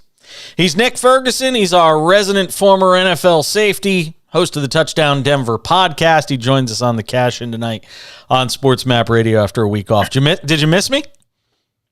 Yeah, I miss you just a little. I did not really miss you trying to find ways to really poke holes in my perspective. You know, I know we usually go back and forth, especially when it comes to the Minnesota Vikings, or there's something else that you would try to find as to what I said and go like, no, that's not true. See, I told you, you were rooting for the Philadelphia Eagles, and I told you Kansas City was going to win. So now we're back on. So I'm wondering, what else do you have for me now? I'll tell you what. It's kind of interesting, and I'm not saying this to poke fun at you, but it's kind of funny. I was looking at the NFL outright odds to win the Super Bowl for next year. It's never too early. I mean, it's goofy to look at that stuff. There's going to be so much player movement, but I'm going to tell you something funny. The Saints, the Broncos, the Browns, the Packers, the Dolphins, the Rams, the Jets, and the Lions. What do they all have in common from last year? None of them made the playoffs, right? That's the common thread. You know what else they have in common? They all have better odds to win the Super Bowl next year than the Minnesota Vikings. I knew you were going to find some way to bring that up. I got to be honest, and I'm saying this in defense of the Vikings. That's nuts to me that you can look at the Broncos. I mean, you must have a lot of faith as an odds maker or anybody betting the Broncos instead of the Vikings to win the Super Bowl next year. I mean, I think you're nuts if you bet either of them. But if you're betting either of those teams, you must have a lot of faith Sean Payton's just going to be able to come in there and turn around and fix Russell Wilson. Well, there is a lot of faith, and I wouldn't go as far as putting the Broncos in the Super Bowl just yet, because there's a lot of things that kind of go into it, and that goes to the fact of, you know, Russell Wilson will be learning a third system, and how much time will he have to actually master the system? And usually, both offensive and defensively, usually takes 2 years for you really to know that system inside and out. But here's the thing. They're saying, okay, well, look at what Russ was able to do before getting to the Denver Broncos, and look at the track record of one Sean Payton. And you put those two together, then it seems like a match made in heaven, because it's almost like revisionist history. You like to look at Drew Brees and say, well, he was coming from the Chargers where they kicked him to the curb in favor of Phillip Rivers. So now he's with Sean Payton, career revitalized. He breaks Dan Marino's season passing record. So all of that could happen. And oh, by the way, the Broncos do have a good defense. So all those things are in play. But here's the biggest, great defense. And here's the biggest thing that's in play. Usually there are 5 teams that did not make the playoffs the previous year that somehow find themselves into the playoffs. And I really think that's what the odd makers are looking at when they're hoping that the Broncos, you know, as far as the odds of making it to the Super Bowl, have increased. Nick Ferguson, former NFL safety, host of the Touchdown Denver podcast, joining us here on the Cash-In on SportsMap Radio. At the top of the show tonight, I was talking about the Lamar Jackson thing, where Ernie DaCosta came out and basically said, oh, you know, we want to keep our good players. You know, we believe in keeping good quarterbacks, and, you know, saying all the right things. Now, they could go non-exclusive franchise tag, or they can go exclusive franchise tag, and it's going to make a difference between, $32 and $45 million, I guess, in what he would make next year, if that's the case. If they go the franchise tag route, and I don't have any reason to believe that anything's going to change here over the next week that's going to allow them to get a deal done. If it hasn't gotten done by now, I don't think it's getting done. Is there any chance that he holds out in your mind? Yeah, there's a strong possibility, because here's what we're looking at. We're looking at dollars making sense. And the fact that Deshaun Watson has $230 million. Deshaun Watson. Well, it is true, because once again, when guys come up for expiring deals, they look at other guys at their position, right? That's how this thing is done. And based on that, they said, well, he made this. Is he making more, projected to make more than I'm going to make? And then what are his stats? Is he a Super Bowl caliber quarterback? Is he a kind of constant stay in the Pro Bowl? If the answer to those questions are no, then it's just like, well, I've outperformed him. He's making more money than I'm making. So there has to be somewhat of a balance. And no, the Ravens never liked the deal when Haslam and the Browns gave that type of money to Deshaun Watson, because they knew what predicament that they would put him in. And to be totally honest, the market is what the market is, right? Cleveland reset the market. And are you saying, okay, well, because I heard this argument, well, Lamar Jackson has been injured, right? Yeah, injuries happen in this game. And also, when you don't surround him with adequate talent and your top receivers, your tight end, what do you think the quarterback is going to do? He's got to pull the ball down and take the matters into his own hands. I'm going to tell you what the problem is, and you just pointed it out. They got to go get a receiver. They got to go get a corner. If they give Lamar Jackson what he wants, they're not going to be able to afford those two guys. They're not going to. They're not. They are cap. Listen, you know it as well as I do. You know the numbers. They are in cap trouble. I think they're 21 million is what they've got. Who are you getting? If you give Lamar what he wants, then you're not going to be able to go and get that. You may have to get one and not the other. Maybe you get the corner and the wide, and not the wide receiver, or the wide receiver and not the corner. And here's the other thing I'll say to this, and I've said this before, and I said it at the top of the show tonight. Just because the Browns made a stupid deal doesn't mean every other team has to jump off the cliff, give Daniel Jones $40 million. The Giants, Daniel Jones is talking about $40 to $45 million a year. Just because other teams made stupid moves doesn't mean that the Baltimore Ravens have to follow everybody else off that cliff. There's no rule in any rule book that says, well, just because Deshaun Watson got a stupid deal, that everybody else has to get a stupid deal after him. I can't buy into that. Okay, there's Article 3, Paragraph 5 of NFL contract as far as what you should do, right? So basically, you are absolutely right. But here's the difference. No, we can just stop there. I'm absolutely right. I like that. Let's just go there. What has Deshaun Watson done to separate himself from a Lamar Jackson? What has Daniel Jones done? Nothing. But when you look at Lamar Jackson, he was the MVP of the league. The other two guys you're talking about, they haven't done that. And then when you look at the fact that the Ravens have not done a great job of putting weapons around them, and yes, you're absolutely right. Do you have to make a choice? Do you go corner or you go wide receiver? For me, you're building around your quarterback. So you have to go wide receiver. See, this problem that the Baltimore Ravens are having, they created this. They could have done this deal years ago, but they chose not to. So right now, all the negotiated power is in the hand of Lamar Jackson. And if he wants to, he can sit out. All that's going to do is force him to slap the franchise tag on him again. So at this stage, if they know they're at a stalemate, you know what? And you need to develop, your wide receivers, your offense and your defense. You might have to trade him to a team to collect that draft capital to make your team better. Well, all that's going to mean for Baltimore Ravens fans is you might as well prepare for the next 5 years of sucking. You don't like the kid that played when Jackson was hurt? It's pretty good. Well, okay, he's pretty good, but he's not a Lamar Jackson, even though somehow he made the Pro Bowl. But did they win those? did they win the games that Lamar Jackson did not play? Answer that question. Listen, I agree with you. I don't know if they're going to suck without. I still think they'll be decent. What?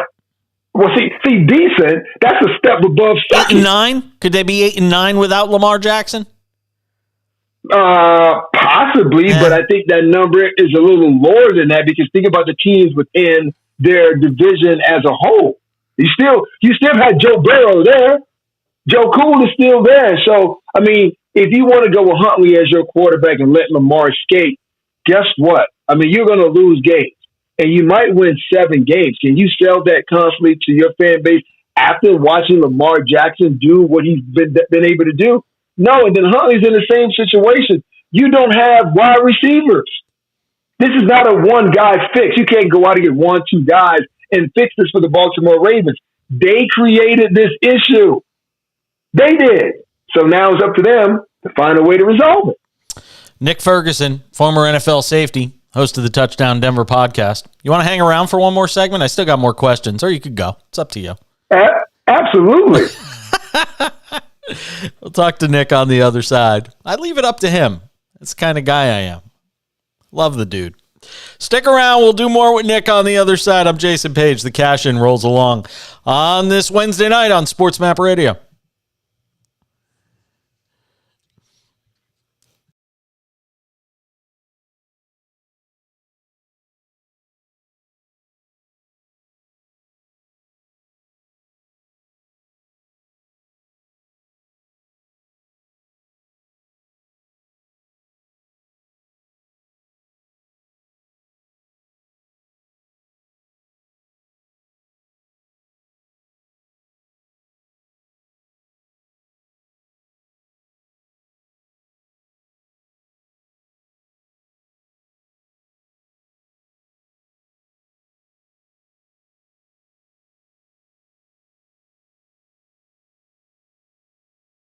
Higher than what our parents paid, right? So when we're going to walk into a supermarket and say, you know what? I don't like that price. That's too much. No, that's the going rate. So you have to pay it. You have to pay it. Eggs and cheese, man. You could go in there with your coupons and all that, but the price is still the same. I didn't have eggs and cheese on my Nick Ferguson bingo card tonight. Hey, man, I'm just keeping it real. Does it set a bad precedent for the league? Absolutely, but we're already trending in that direction where teams are going to have to decide: do we want this high market quarterback, or are we trying to make our team better? That's your situation. The price is going up. Bengals are going to have the same problem. Yeah, absolutely, because Joe Burrow is going to say, "Guess what I've done?" Right? Guess what I've done? Now I have Deshaun Watson in my division, Lamar Jackson, and I've done more than those two guys. Yeah, it's true. Just think about it that way. If you were Joe Burrow's agent, were you going to say, well, we're going to go in, we're going to take less money? Hell no. But you know what? I said this at the top of the show tonight, too. Then you cannot sit there and say that winning is your first priority. If you're quarterback A and you're asking for all this money and you know it's going to cripple your team from a salary cap perspective, you can't say, I'm all about winning. You can't, because you're lying. Well, technically not true. Not true. Technically, they are all about winning. Winning for self. See? Winning for self. You have to define that. Now, I'm all about winning. Winning for me. Hey, it's tough, man. It is. Like I said, Sean Payton said it during Super Bowl week when he was on with Gottlieb. He said, Tom Brady took less money virtually his entire career. Yep. I'll tell you the other thing. And I brought this up at the top of the show tonight, and I won't go into it now because I want to go into other stuff with you when we come back.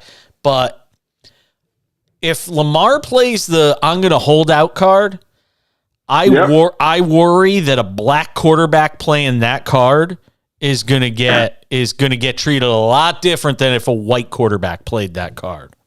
Well, you said it. I did. No, but I'm right. I think damn well I'm right. Yeah, I know that you're right. And then if that were to happen, now that conversation is going to come up again, and people are going to dodge it. Like, no, it's not. It's not the same. It's different. Like, no, it is. This is what we're talking about. Exactly right. Who's going to play quarterback for Arizona? Are they going? I have no idea. Because Kyler's not going to be ready for week 1. No, he's not. So they gotta go. They gotta go get somebody because they have no viable backup quarterback there that they can win with. Well, you don't want to put the cart before the horse and go out and draft or trade for a guy that. Hold on, we'll talk about this. Hold on, we'll talk about this. We're coming back.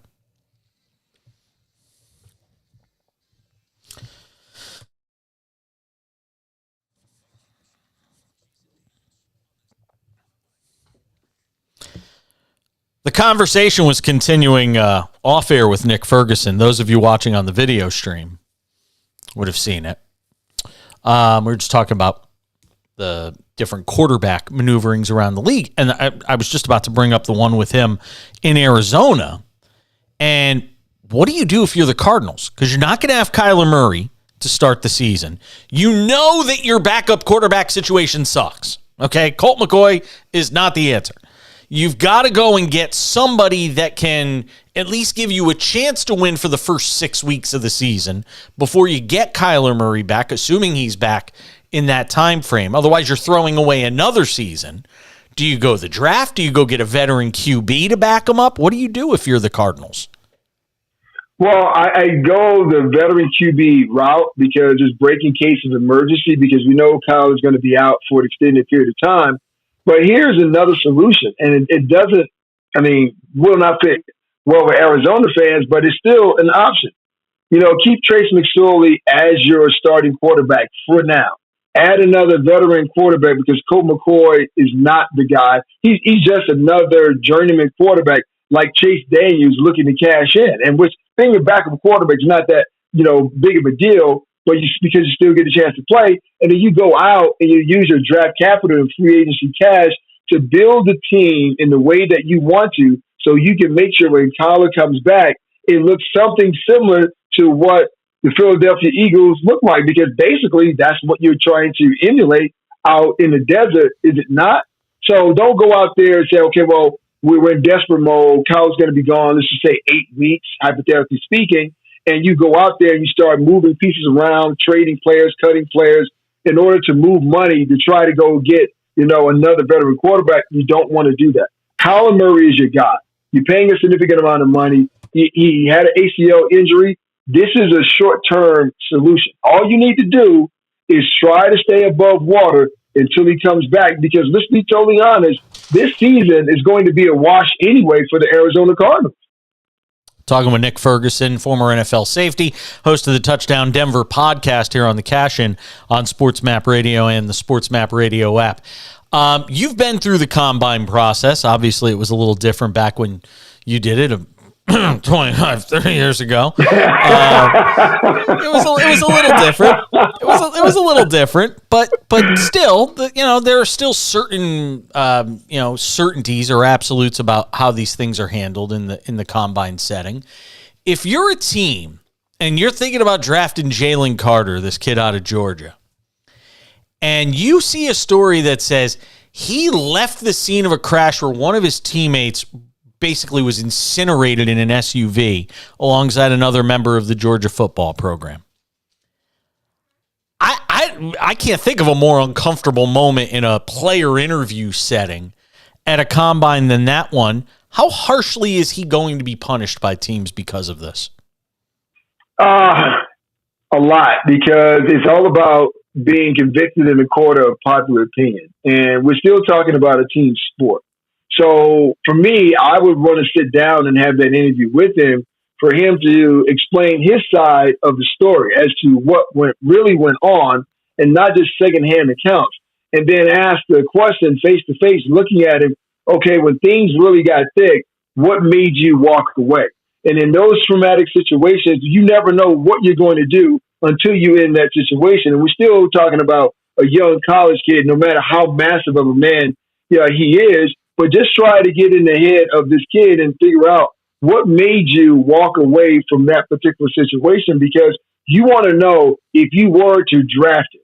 Whether we've seen guys do things before the draft and as NFL players and still receive a certain level of respect and accolades because they're professional athletes. But at the same time, you want to know if things got thick on the field, would you do about face and leave your team? So that is what this situation is pretty much putting out there for the public to really discuss, but understand the true nature of this. Lives were lost in this particular situation. And I want to sit down with the kid and understand what was their overall mindset in that moment, because once again, someone's life was lost. It's a tragic situation.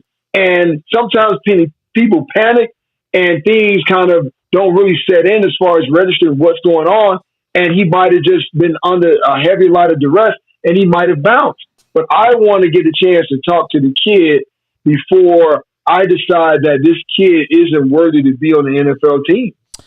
If I gave you, other than being a co-host of mine and doing a show with me every day, if I gave you your dream job and said you are the GM of the Chicago Bears, are you trading that top pick?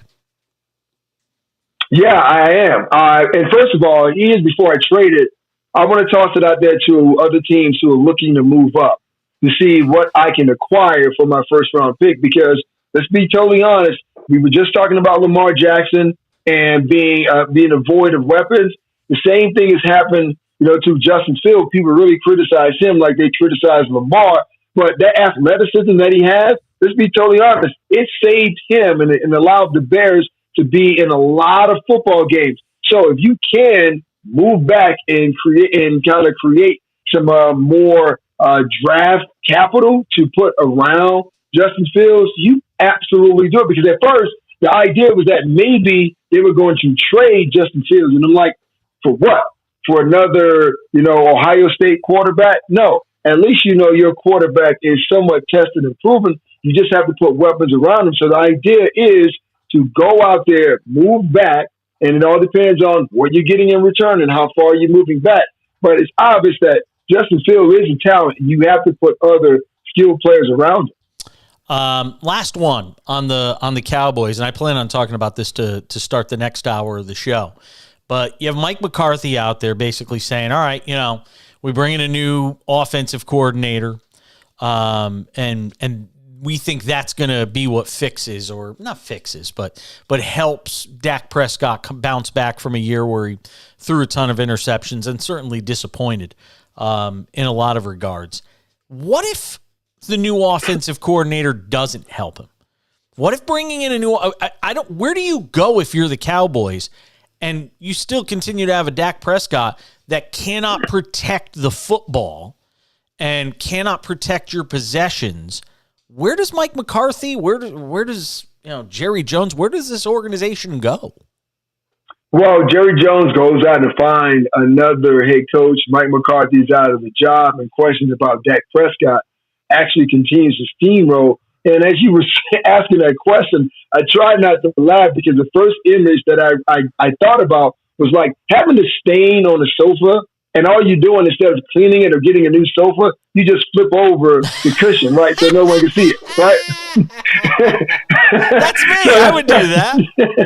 So that's basically what the Cowboys did by sending Kellen Moore packing. They just turned over the cushion, hoping that no one sees the stains. But the stains are really still there because the problem is trying to help Dak out a little. Now, you got Tony Pollard, who's coming back from injury. What do you do with that? And he is a free agent. What do you do with Ezekiel Elliott? We know that Dak was at his best, as though any quarterback would be when the running game is on track. So that is one of the problems that they need to fix. And it wasn't necessarily all on Kellen Moore. The running game was never what it needed to be.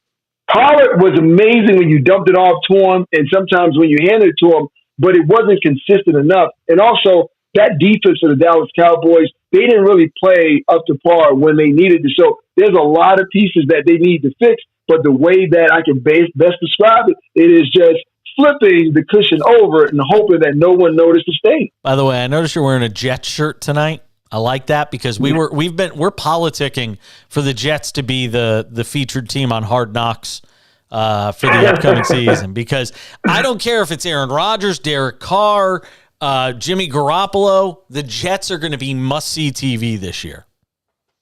Well, the Jets have created that kind of idea of being a must-see TV type of team. They have talent. I mean, they're not devoid of talent. And Robert Saleh, obviously, he's a defensive-minded person. That's where he cut his teeth in this league. So that side of the ball is going to be great. But for me, obviously, you don't want to waste the talent offensively or the defense. So you have to go out and make the move. And the question is, where do you go? Is it Jimmy Garoppolo? Is it Derek Carr? Or is it Aaron Rodgers? If I had a vote, which I don't, but I would say go Derek Carr. And the reason I would, because Derek Carr has proven that, he can win football games in this league. And also, he doesn't come with a lot of baggage. And we know what happens with Aaron Rodgers. If he somehow doesn't like the way that something's going, everyone's going to hear about it. And then now the Jets will be held ransom like the Packers fan has been held ransom over the past 3 years. I'm going to tell you something. I want Aaron Rodgers for the pure entertainment value. If not, I want Garoppolo because I think he's better than Derek Carr, which we don't have enough time to argue. But we'll have to argue that one next week because we're out of time. Well, I'm sure you, like always, you're going to give me something to argue. Yeah. I'll talk to you later, Nick. All right, man. Be good. Final hour right around the corner. You're the best. I think you're nuts, by the way. I would take, if Garoppolo's healthy, I would take Garoppolo over Carr. Well, I wouldn't because, see, I've seen Garoppolo up close and personal, right? And when I was with the 49ers, my first year there, obviously, I mean, this dude was great. He was on fire. He was pulling the ball down, running it, using his athleticism. Ball placement was out of control. And then there was a week 3 injury in Kansas City, which changed everything for him because now he won't run. He won't run. And I go back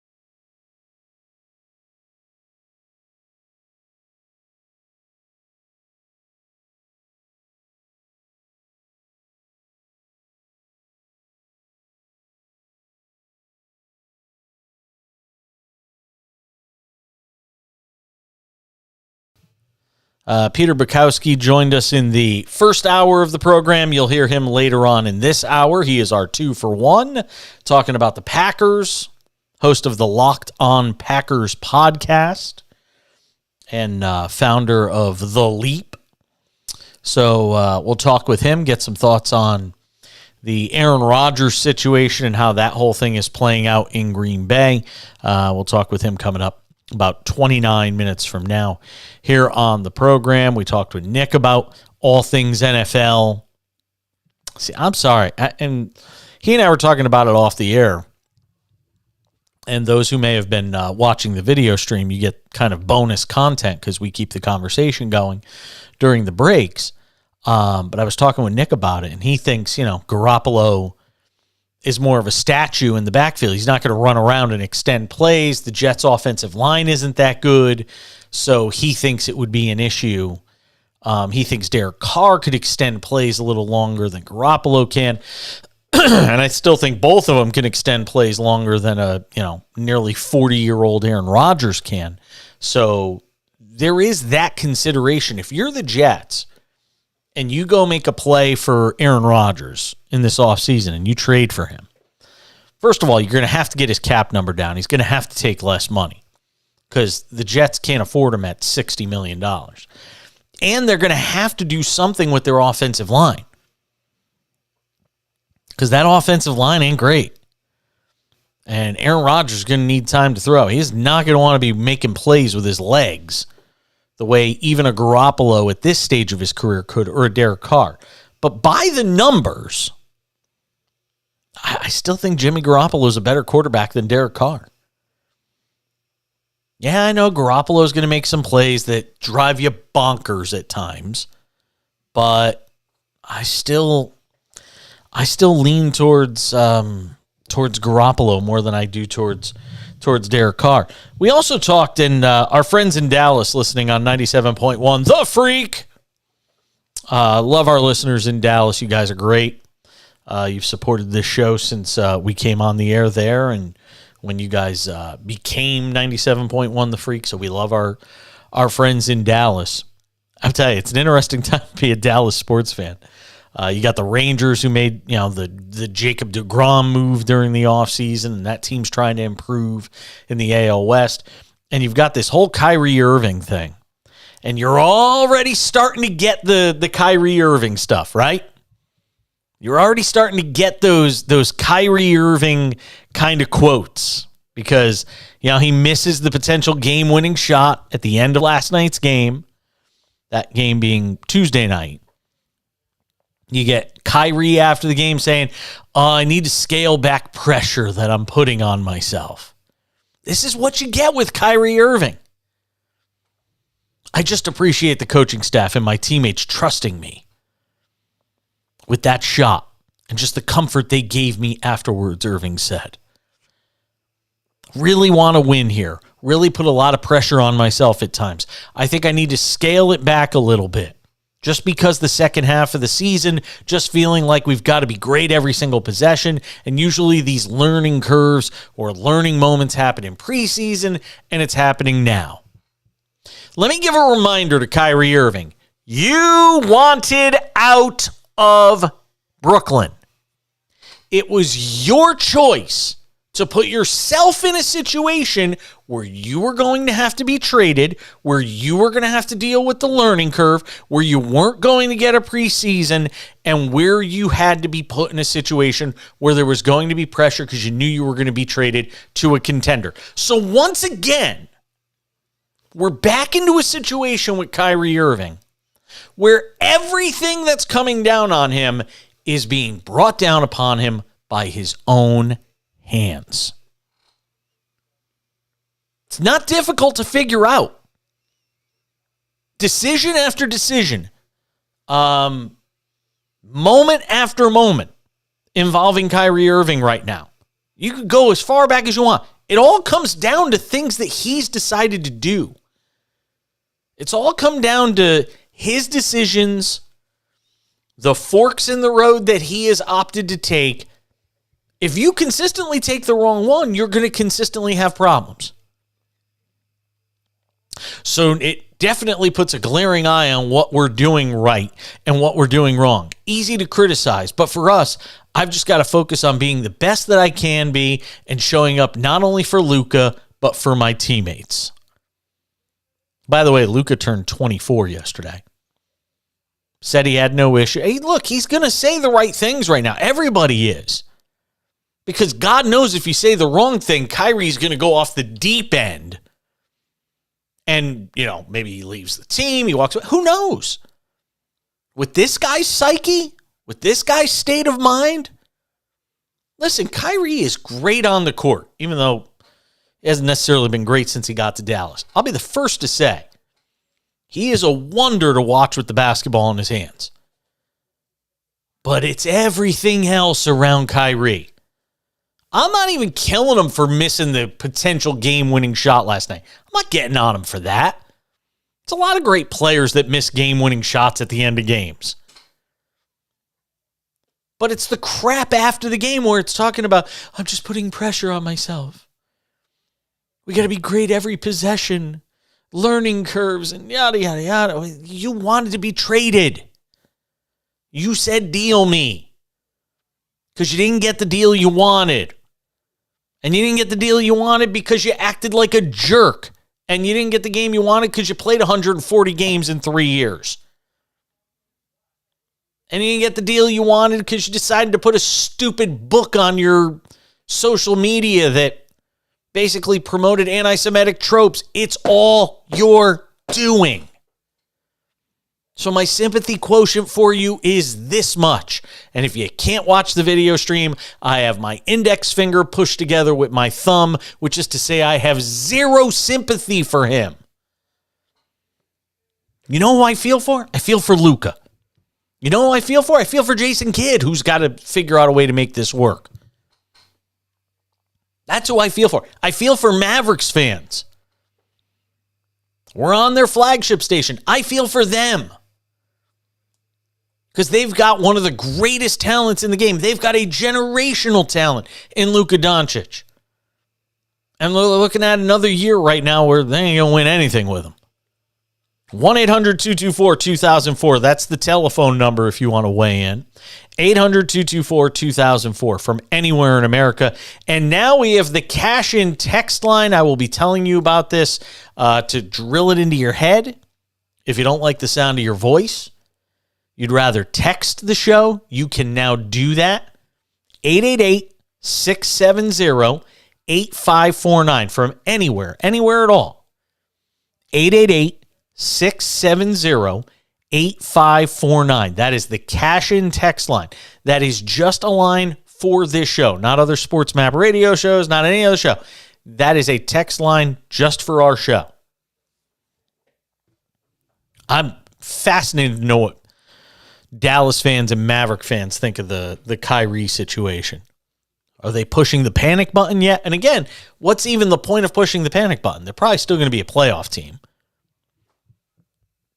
And if they're a playoff team, they're really just going to be judged and gauged based on what they do in the postseason. Right now, you're in the play-in tournament, though, if you're the Mavericks. 32-31. They've dropped 6 of 10. They're in the 7th seed. Minnesota is the 8th seed. Utah still remarkably is the 9th seed. I still can't believe the Jazz have been this good. And the Pelicans come in at number 10. 11:03 to go in the fourth quarter tonight. New Orleans leads Portland. Oh, is that game now final? Oh, I'm sorry. That game is final. No, it's not final. My scoreboard flipped on me. 6:54 to go, fourth quarter. New Orleans leads Portland 103-99. All right. I think it's live bet time. Should I save it for the next segment? Well, we can't. You can't save a live bet because it's a live bet. You got to get the action where you can get it. Let's go live bet right now on tonight's Portland game against New Orleans. Anybody who knows me knows I love home underdogs. Let's take Portland on the money line at plus 136. You could also take them at plus 2.5 and get them at the minus 110. You're just paying the juice. I'll say now it's plus 150. Take Portland on the money line to come back and win this game against New Orleans. So they're plus 210. Take Portland plus 210 if you're on FanDuel right now. That is the cash-in live bet of the night. Portland plus 210 on the money line. Obviously, you could take Portland plus 3.5. That would be fine too. New Orleans leads the Blazers 105-99 about midway through the fourth quarter. We will keep tabs on it. So now you can get Portland at plus 400 if you want. I'm just telling you to take Portland. I think they win the game. It's Dame time. Dame time. Dame time.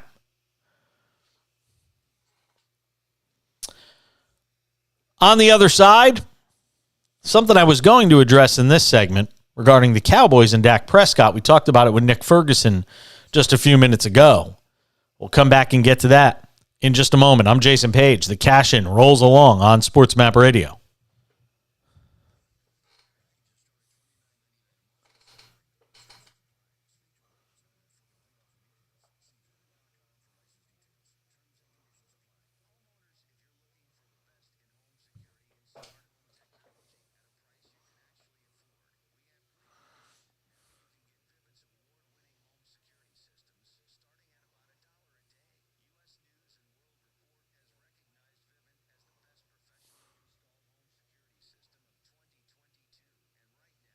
Ugh.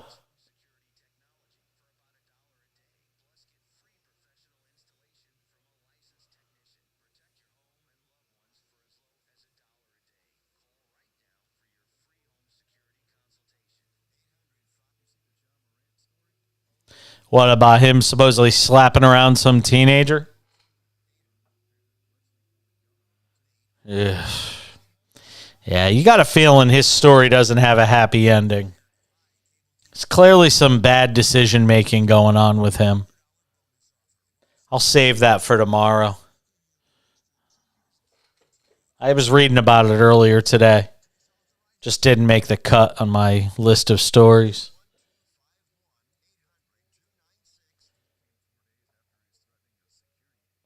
Yeah.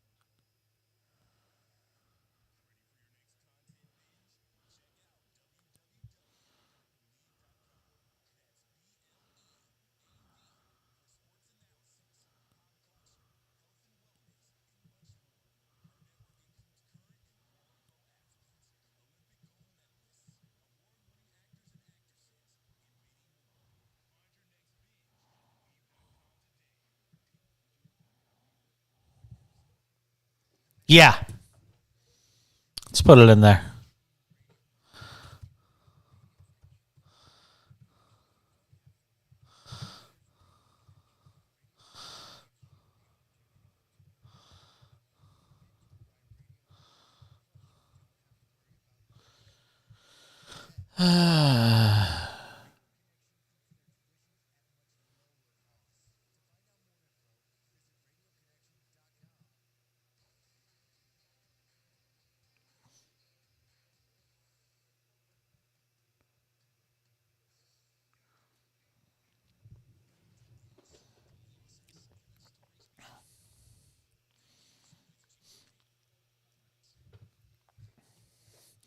Well, that got out of hand quickly.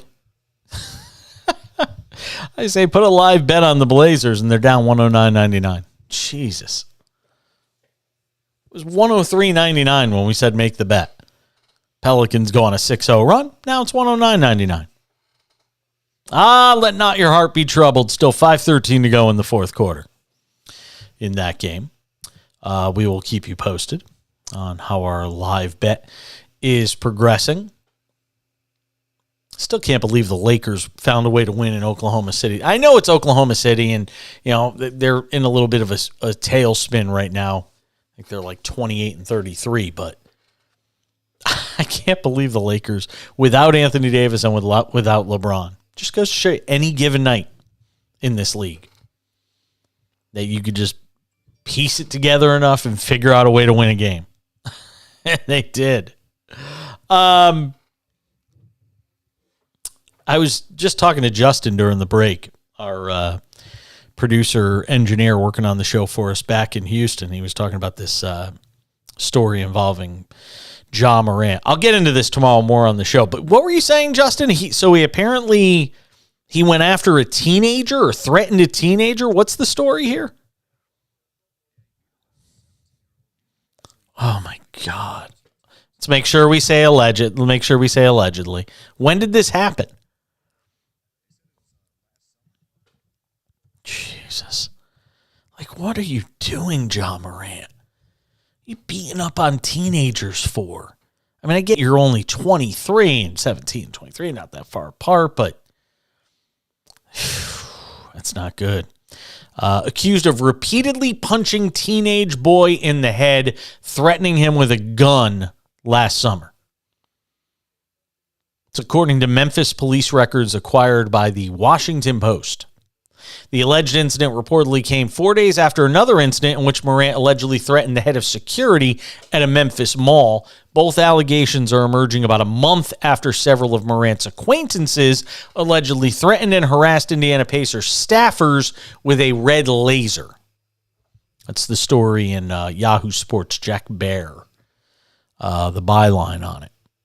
In the incident involving the teenage boy, the 17-year-old reportedly told police Morant, who turned 23 last August, punched him 12 or 13 times during a pickup basketball game at the point guard's house. He claimed Morant and a friend hit him so hard it left a large knot on the side of his head, which police observed themselves. How is it? And nobody charged him? What, because he's Ja Morant? Like, how does that happen? Local prosecutors reportedly reviewed the case, declined to file charges, with a Shelby County District Attorney spokesperson saying the office had decided there was not enough evidence to proceed with a case. Eesh. Well, Ja Morant had a side to the story. Told police he had been acting in self-defense, admitting, "I swung first, but believing the boy was the aggressor because he threw a ball at Morant's head, then stepped up to him, pulling up his pants. The boy, however, alleged he was checking the ball back to Morant, who had thrown the ball hard at him first, and the ball slipped through Morant's fingers. Morant also reportedly claimed the boy shouted, 'I'm going to come back and light this place up like fireworks,' and filed his own police report weeks later saying the boy had threatened his family." Yeesh. Like I said, you start hearing, and you could take one story if you're Morant or his agent, and you can pass it off. You could take two stories, maybe say, you know what, too much being made of nothing. Now you're starting to hear multiple stories about Ja Morant and this sort of behavior. And it's got to be problematic if you're talking about a Memphis team that is looking to build your franchise around this guy.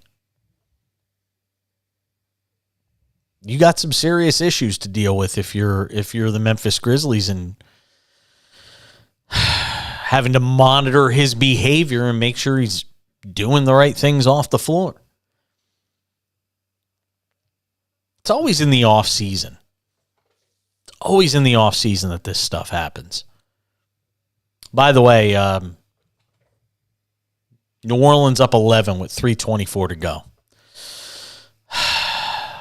Doesn't look good for us tonight. On the heels of a loss last night, 2 losses last night in our live bets, we're in some trouble tonight. Coming up in about 10 minutes, Peter Bukowski, co-founder of The Leap and the host of the Locked On Packers podcast, will drop by the show. He's our 2-for-1. We'll get some thoughts with him on the Aaron Rodgers saga, drama, playing out of his contract situation and status within Green Bay. Does he get traded? How's the organization reacting to it? How much are the Packers to blame? All sorts of fun stuff that we'll get into with Peter Bukowski, co-founder of The Leap and the host of the Locked On Packers podcast. That is coming up in about 9 minutes now here on the show. The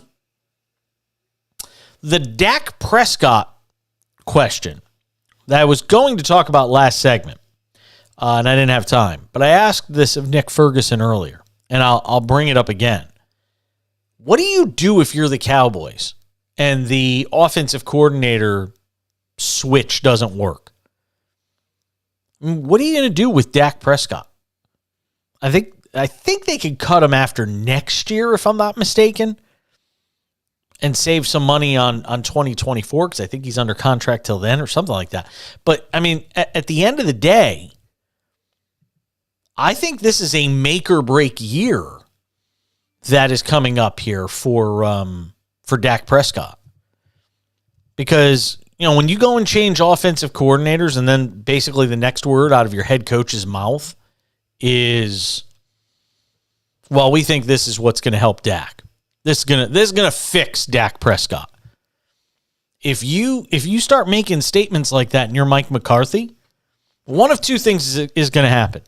Either Dak struggles next year, the Cowboys don't reach their potential, and Dak is gone and McCarthy stays, or McCarthy stays and Dak is gone, or the other option is Jerry just blows up the whole thing and says, we can't win with Dak, we can't win with McCarthy, let's go find a new head coach. And we'll go find a new quarterback. Cowboys can get out of the 2024 year of the Dak Prescott deal. They'd still be left with about $40 million in dead cap, but they can get out after the 2023 season. But that would be a mighty fine admission by the Cowboys if Prescott struggles again next year and they can't, they got to make a decision to just get out from under that deal. 2023 fully guaranteed as of March 20th. And then 2024 roster bonus $5 million, fifth league day of 2024. I'm just looking at all the different outs in this thing. No trade clause. Of course, that could always be waived. I don't know. Like I said, Cowboys are in an interesting position with him next year because it's a make or break year. Coming off the interception buffet that you basically got out of Dak Prescott in the 2022 season. What's going on here? Oh, New Orleans is up. Every time I turn around, it gets worse. Just turn it off already. New Orleans up 14. How did this game get away from Portland so badly? Hey, man, if you're this, and this is why, if you are these teams in the West, whether you're the Lakers sitting, the Lakers now, and I didn't mention this before, if the Pelicans had lost tonight, the Lakers and Pelicans would be tied for the 10th spot in the Western Conference, which means as of tonight, if the Pelicans had lost, the Lakers would be in the playoff tournament. Given everything that's befell this team, the Lakers would actually be in the playoffs. So they are knocking on the door of the play-in tournament. And I know that doesn't sound glamorous if you're talking about a team with LeBron James and Anthony Davis, but it sounds a lot better when you consider everything that's happened to this team during the 2022-2023 campaign so far. Can they figure out a way to piece it together for 19 more games to get themselves at least into that play-in tournament where you get Dallas, Minnesota, Utah, maybe New Orleans. Who knows how it all winds up shaking out, but you'd give the Lakers a chance against any of those teams in the play-in tournament, wouldn't you? Wouldn't it be something if Dallas was the team that knocked the Lakers out of the play-in tournament with Kyrie there? Peter Bukowski on the other side on Aaron Rodgers from the Locked On Packers podcast next.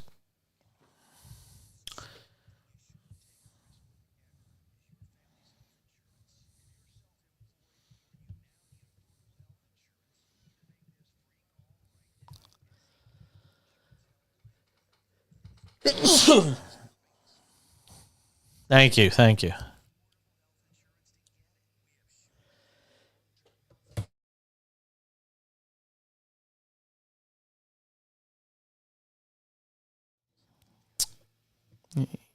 Yeah, really fast on this one.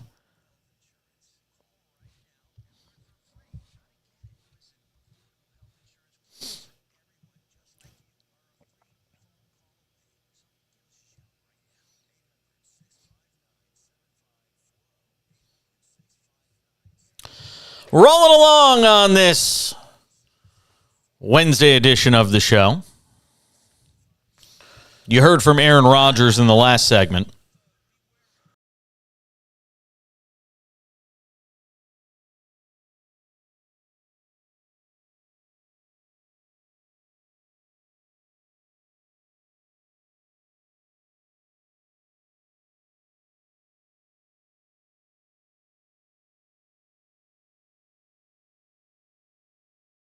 Great job on all things Packers co-founder.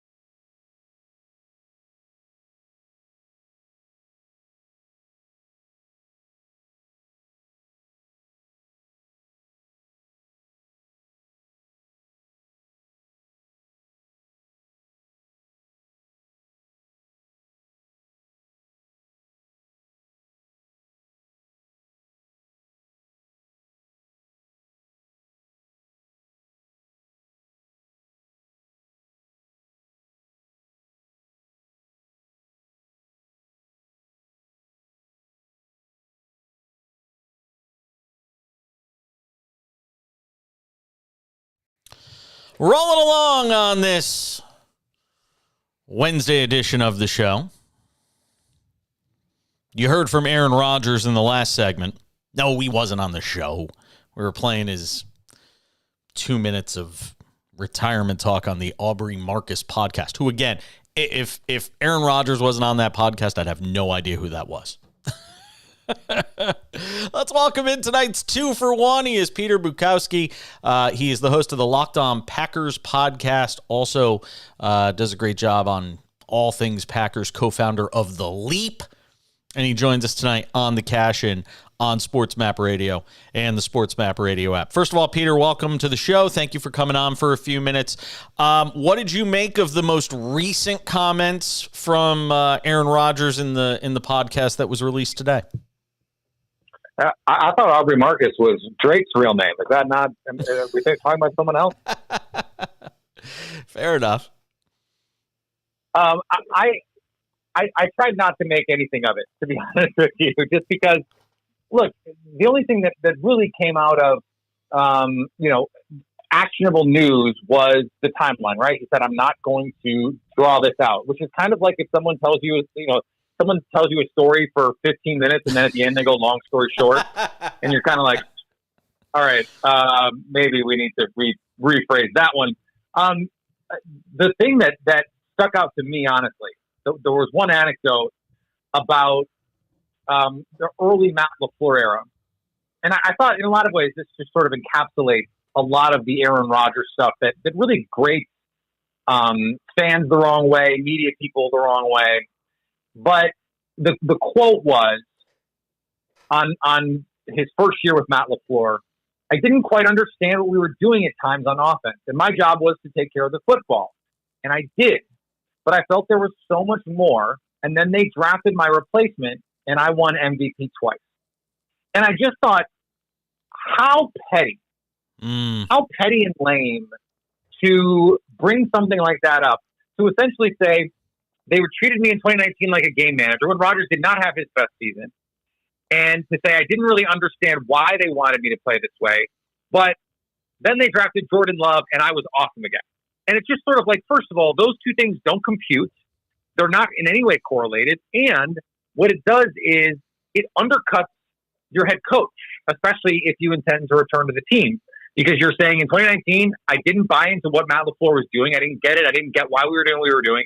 And then my improvement in 2020 and 2021 had nothing to do with Matt LaFleur, who made major changes to the offense, by the way. And it was really just my pettiness that drove those things. Like, it's one thing for that to be true, and I think a lot of people have speculated that has been true for a while. But for him to not only say it, but say it with his chest, I don't know, man. Like, that really rubbed me the wrong way. And I wouldn't put it past Aaron Rodgers to say that and believe it was okay to say and still go back and have Matt LaFleur coach you. But that just smacked of such arrogance and a lack of self-awareness that I guess I've come to expect, and it still caught me off guard. I have termed him a pathological narcissist. I mean, that's kind of where I am with him at this point. This is a guy. It's pathological, the behavior of Aaron Rodgers throughout this whole thing. And what astounds me, and I guess what I can't get a grasp on, and I think our show actually airs in the Green Bay market, interestingly enough. But what fascinates me and what I wonder is, what are Packer fans thinking through all this? Like, are they, like in New York sports radio, we'd know. You live in New York, you know what I'm talking about. If you turned on WFAN or 98.7 ESPN, one of my old stomping grounds, if you turn on those stations, you'll know immediately what the fan base thinks. I don't know what Packer fans know. I don't know what they make of this. Are they at the point where they want to move on from him and find out what Jordan Love is? Have they figured out what the rest of us have figured out? Whether Aaron Rodgers is there next year or not, they're not winning a Super Bowl. So tear off the Band-Aid. Let's move on. Let's find out what Jordan Love is and what he can do with this young group of receivers. Have Packer fans, I would imagine you have the finger on the pulse somewhat of what Packer fans are saying. Is that what they're saying? Well, I like to think I do. I hope I do. I think there is a split. Like, they're not a monolith in just being over it, to be sure. But I'll say it this way: when Brett Favre left, and when Ted Thompson traded Brett Favre, there was an incursion. There was a mutiny of Packer fans. It was like forget this. I'm going to buy my Brett Favre Jets jersey and forget this team. And they bought purple jerseys which in Wisconsin, a Vikings jersey? Are you that is anathema. Like, you just don't do that if you're a Packers fan. And there were Packer fans buying Vikings Favre jerseys because it was such a betrayal of them or to them. That is not going to happen if Aaron Rodgers is traded. I think there are a lot of fans who still think Aaron Rodgers is a great player, who still respect what he's done for the franchise, but are ready to move on. There are fans who actively dislike Aaron Rodgers and are ready to move on. I think this year that it didn't go, like, it was easy in 2021 for whatever shenanigans went on in the spring of 2021 and in the COVID stuff. It was easy once he was going, I own you, to the Bears fans and just kicking the Bears' butt, to be like, this guy, we love this guy. But then to go through this all over and have the 2022 season that they did, I think now there are a lot of fans going, this is just time. It's just time, and get the picks. Let's see what Jordan Love has. And it has gone the other way in terms of the tipping point is now pointed. And I think more fans are ready to move on. Not that plenty of fans wouldn't welcome him back, but more of them are ready to move on than are like resolute in saying that we have to have him back. And then there's also a swath of fans that are kind of just over it, just apathetic to it all. Just like, either come back or don't, but we're sick of this dance. Is as much of this, and we're talking about Peter Bukowski, who's host of the Locked On Packers podcast, also co-founder of The Leap, or founder of The Leap, I should say, joining us here on the Cash In on SportsMap Radio. Is it as much the Packers' fault as an organization, though? Because, as much as we get on Rodgers for taking his time and making a decision, well, the Packers are doing the same. I mean, it kind of takes two to tango in this, because there's going to have to either be some sort of mutual conversation on how we announce this separation, if that's what's going to happen, or there at least should be conversations about, are you coming back? Is some of this as much on the Packers as it is Aaron Rodgers? There's no question about it. And I'll take it a step further. They could have been in a situation in 2020 where they drafted Jordan Love, and Aaron Rodgers at least had a heads up that this was happening. At least had a heads up that, hey, we may take a quarterback in this draft, and it's not an indication that we think you suck. Because that's clearly how Aaron Rodgers took it, that the team wanted to move on from him. And that part of that is because that was new management, right? Brian Gutekunst entered that job in 2018. And so then you get a new coach in there. And yeah, it makes sense. You draft a quarterback. But you have to make it clear in your communication with Aaron Rodgers. They didn't do that. In a way, this front office is paying for the sins of Ted Thompson, who did not care what Aaron Rodgers thought in the slightest. And in a lot of ways, didn't care what Mike McCarthy thought, because Mike McCarthy wanted more veterans than those Packers teams had, wanted to bring in free agents, and they didn't. And that created and brewed resentment in that organization, from the coach toward the GM, from the quarterback to the coach, from the quarterback to the GM, all of that stuff. We sit here today in part because of all of that. Now add in everything that has gone on over the last couple of years with the Packers in 2021, when Aaron Rodgers threw his hissy fit that spring and said, I'm mad that you drafted Jordan Love, even though apparently, according to Aaron Rodgers, the reason that he was the MVP was precisely because they drafted Jordan Love.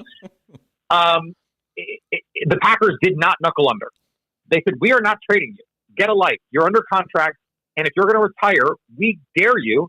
It's $30 million that you have to take out of your bank account and put it back in ours. We don't think you're going to do that. So just show up and play. And he did. And he played like an MVP. And then the Packers went, oh, crap. Now we have to pay him. Now we really have to pay him, because they structured the contract before the 2021 season in such a way that it had to be reworked last spring. Well, last spring was when you needed to make this move. That was when you needed to trade him. And if they could have looked into their crystal ball and said, okay, this guy is not going to be as good. He's going to get hurt in 2022, and the team is not going to be as good as we thought, then you would trade him a year ago. But we didn't know that. And so they give him this top of market deal that they didn't have to give him. Yeah. It didn't have to be structured this way. But they did that. And Aaron Rodgers threw another hissy fit about Diana Rossini from ESPN said he wants to be paid like the highest paid quarterback in the league. I got to end it there, but don't go anywhere. Yeah. I want to talk to you off the air. We're coming back. More on the cash in. The beauty of radio versus podcasting. Got to say goodbye. No, it's not your fault. You were great. Really, you were really.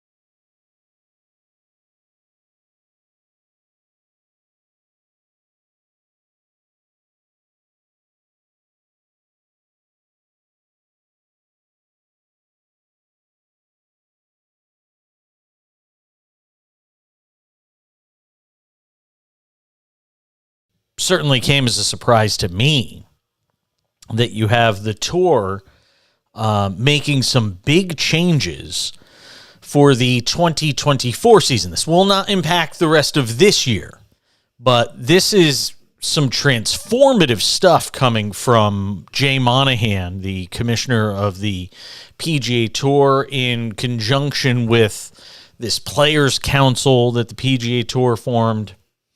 So here's essentially what's going on. Dramatic changes are going to take place on the PGA Tour. Tour's policy board voting Tuesday night to dramatically change the format for future designated events, which will have smaller fields and no cuts. Now, if that sounds familiar, it's because that's essentially what the Live Golf League is. Monahan announced that 8 designated events in 2024 and beyond will have fields between 70 to 80 players and no cuts. Quote, over the last year, we've spent a massive amount of time exploring how to better position the PGA Tour for continued growth, how to innovate and deliver a better product, how to further showcase our top performers while staying true to the meritocracy and legacy that define the tour, how to create a season of consequence that deepens and expands fan interest, how to make every tournament better and deliver more value to sponsors, media partners, and host organizations to the benefit of the entire membership. So starting in 2024, the PGA Tour will no longer require top players to participate in certain events. The Players Championship, the 4 major championships, if players are eligible, the 3 FedEx Cup playoff tournaments, and an additional 8 designated events which haven't yet been announced. Instead, according to Monahan's memo, the tour will focus on ensuring purse size, elimination of a cut, and FedEx Cup points distribution to sufficiently incentivize top performers to participate in those designated events. Now, I've seen Live Tour people. I saw Lee Westwood put something out there saying, hey, welcome to what we're doing, and Live Golf trying to kind of mock what the PGA Tour has announced. Here's the reality.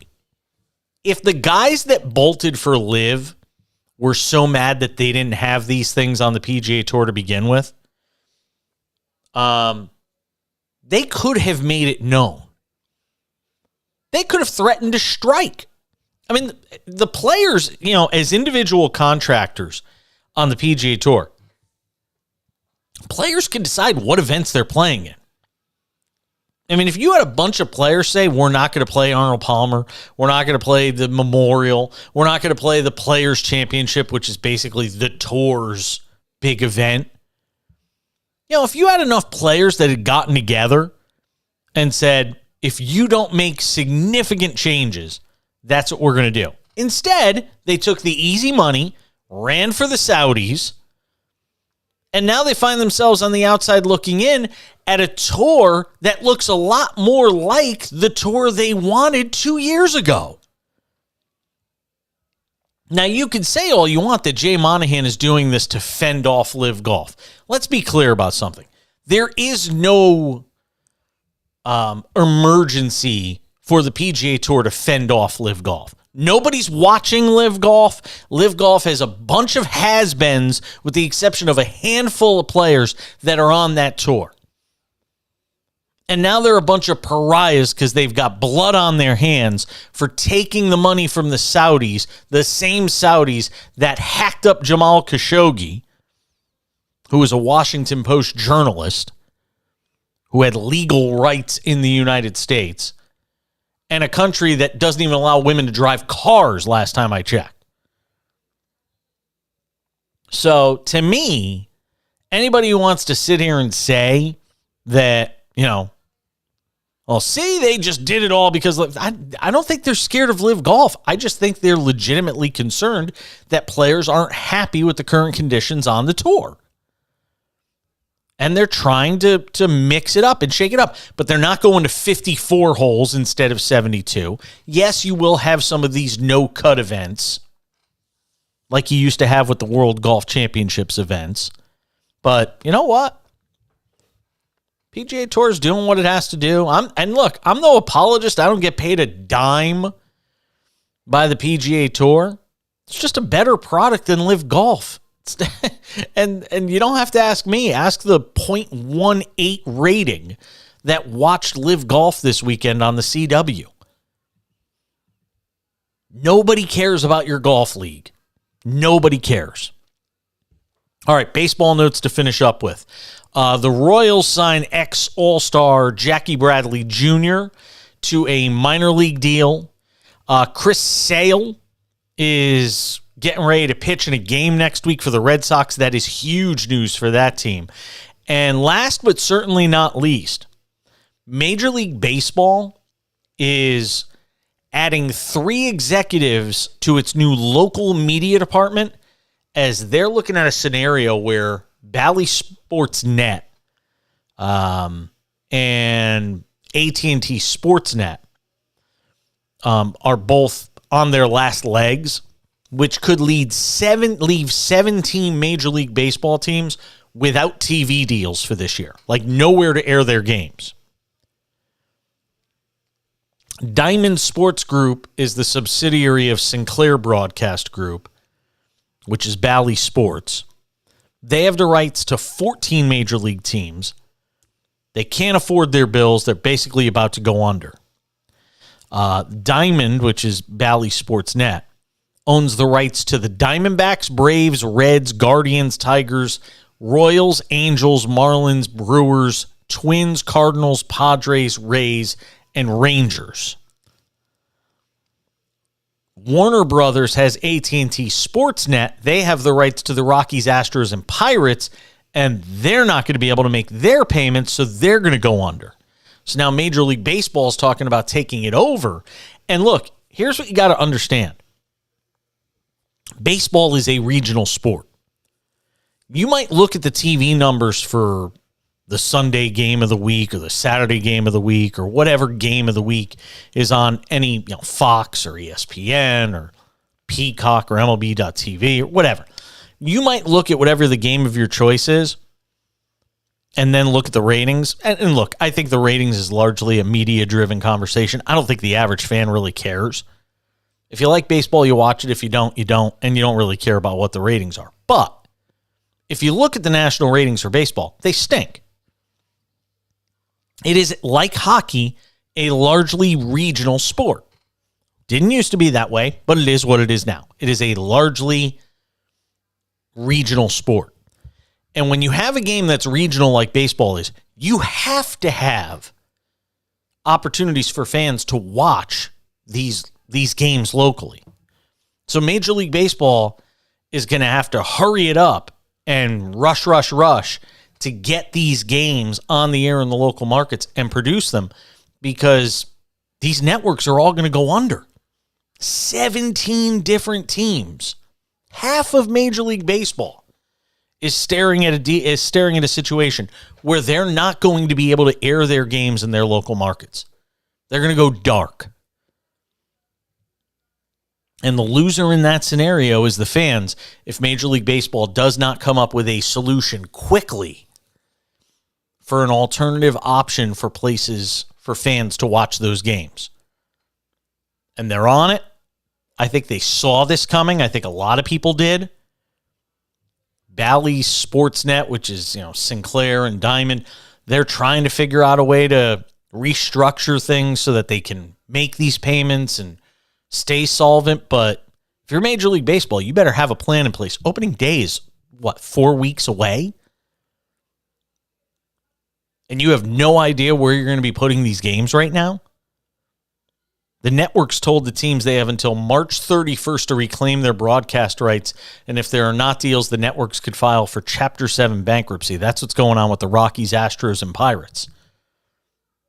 I mean, you're going to have a World Series team in the Astros, the defending world champions.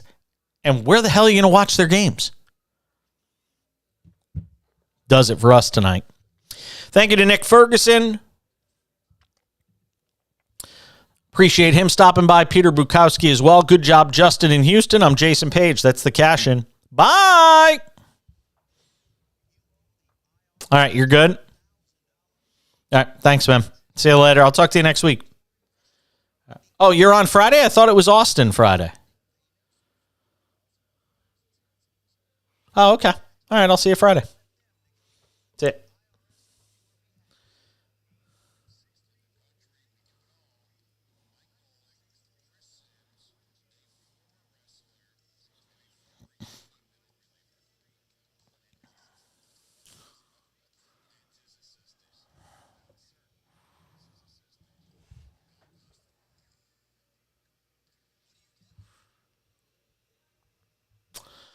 All right, on the video side, that does it for us tonight. We'll be back on Thursday.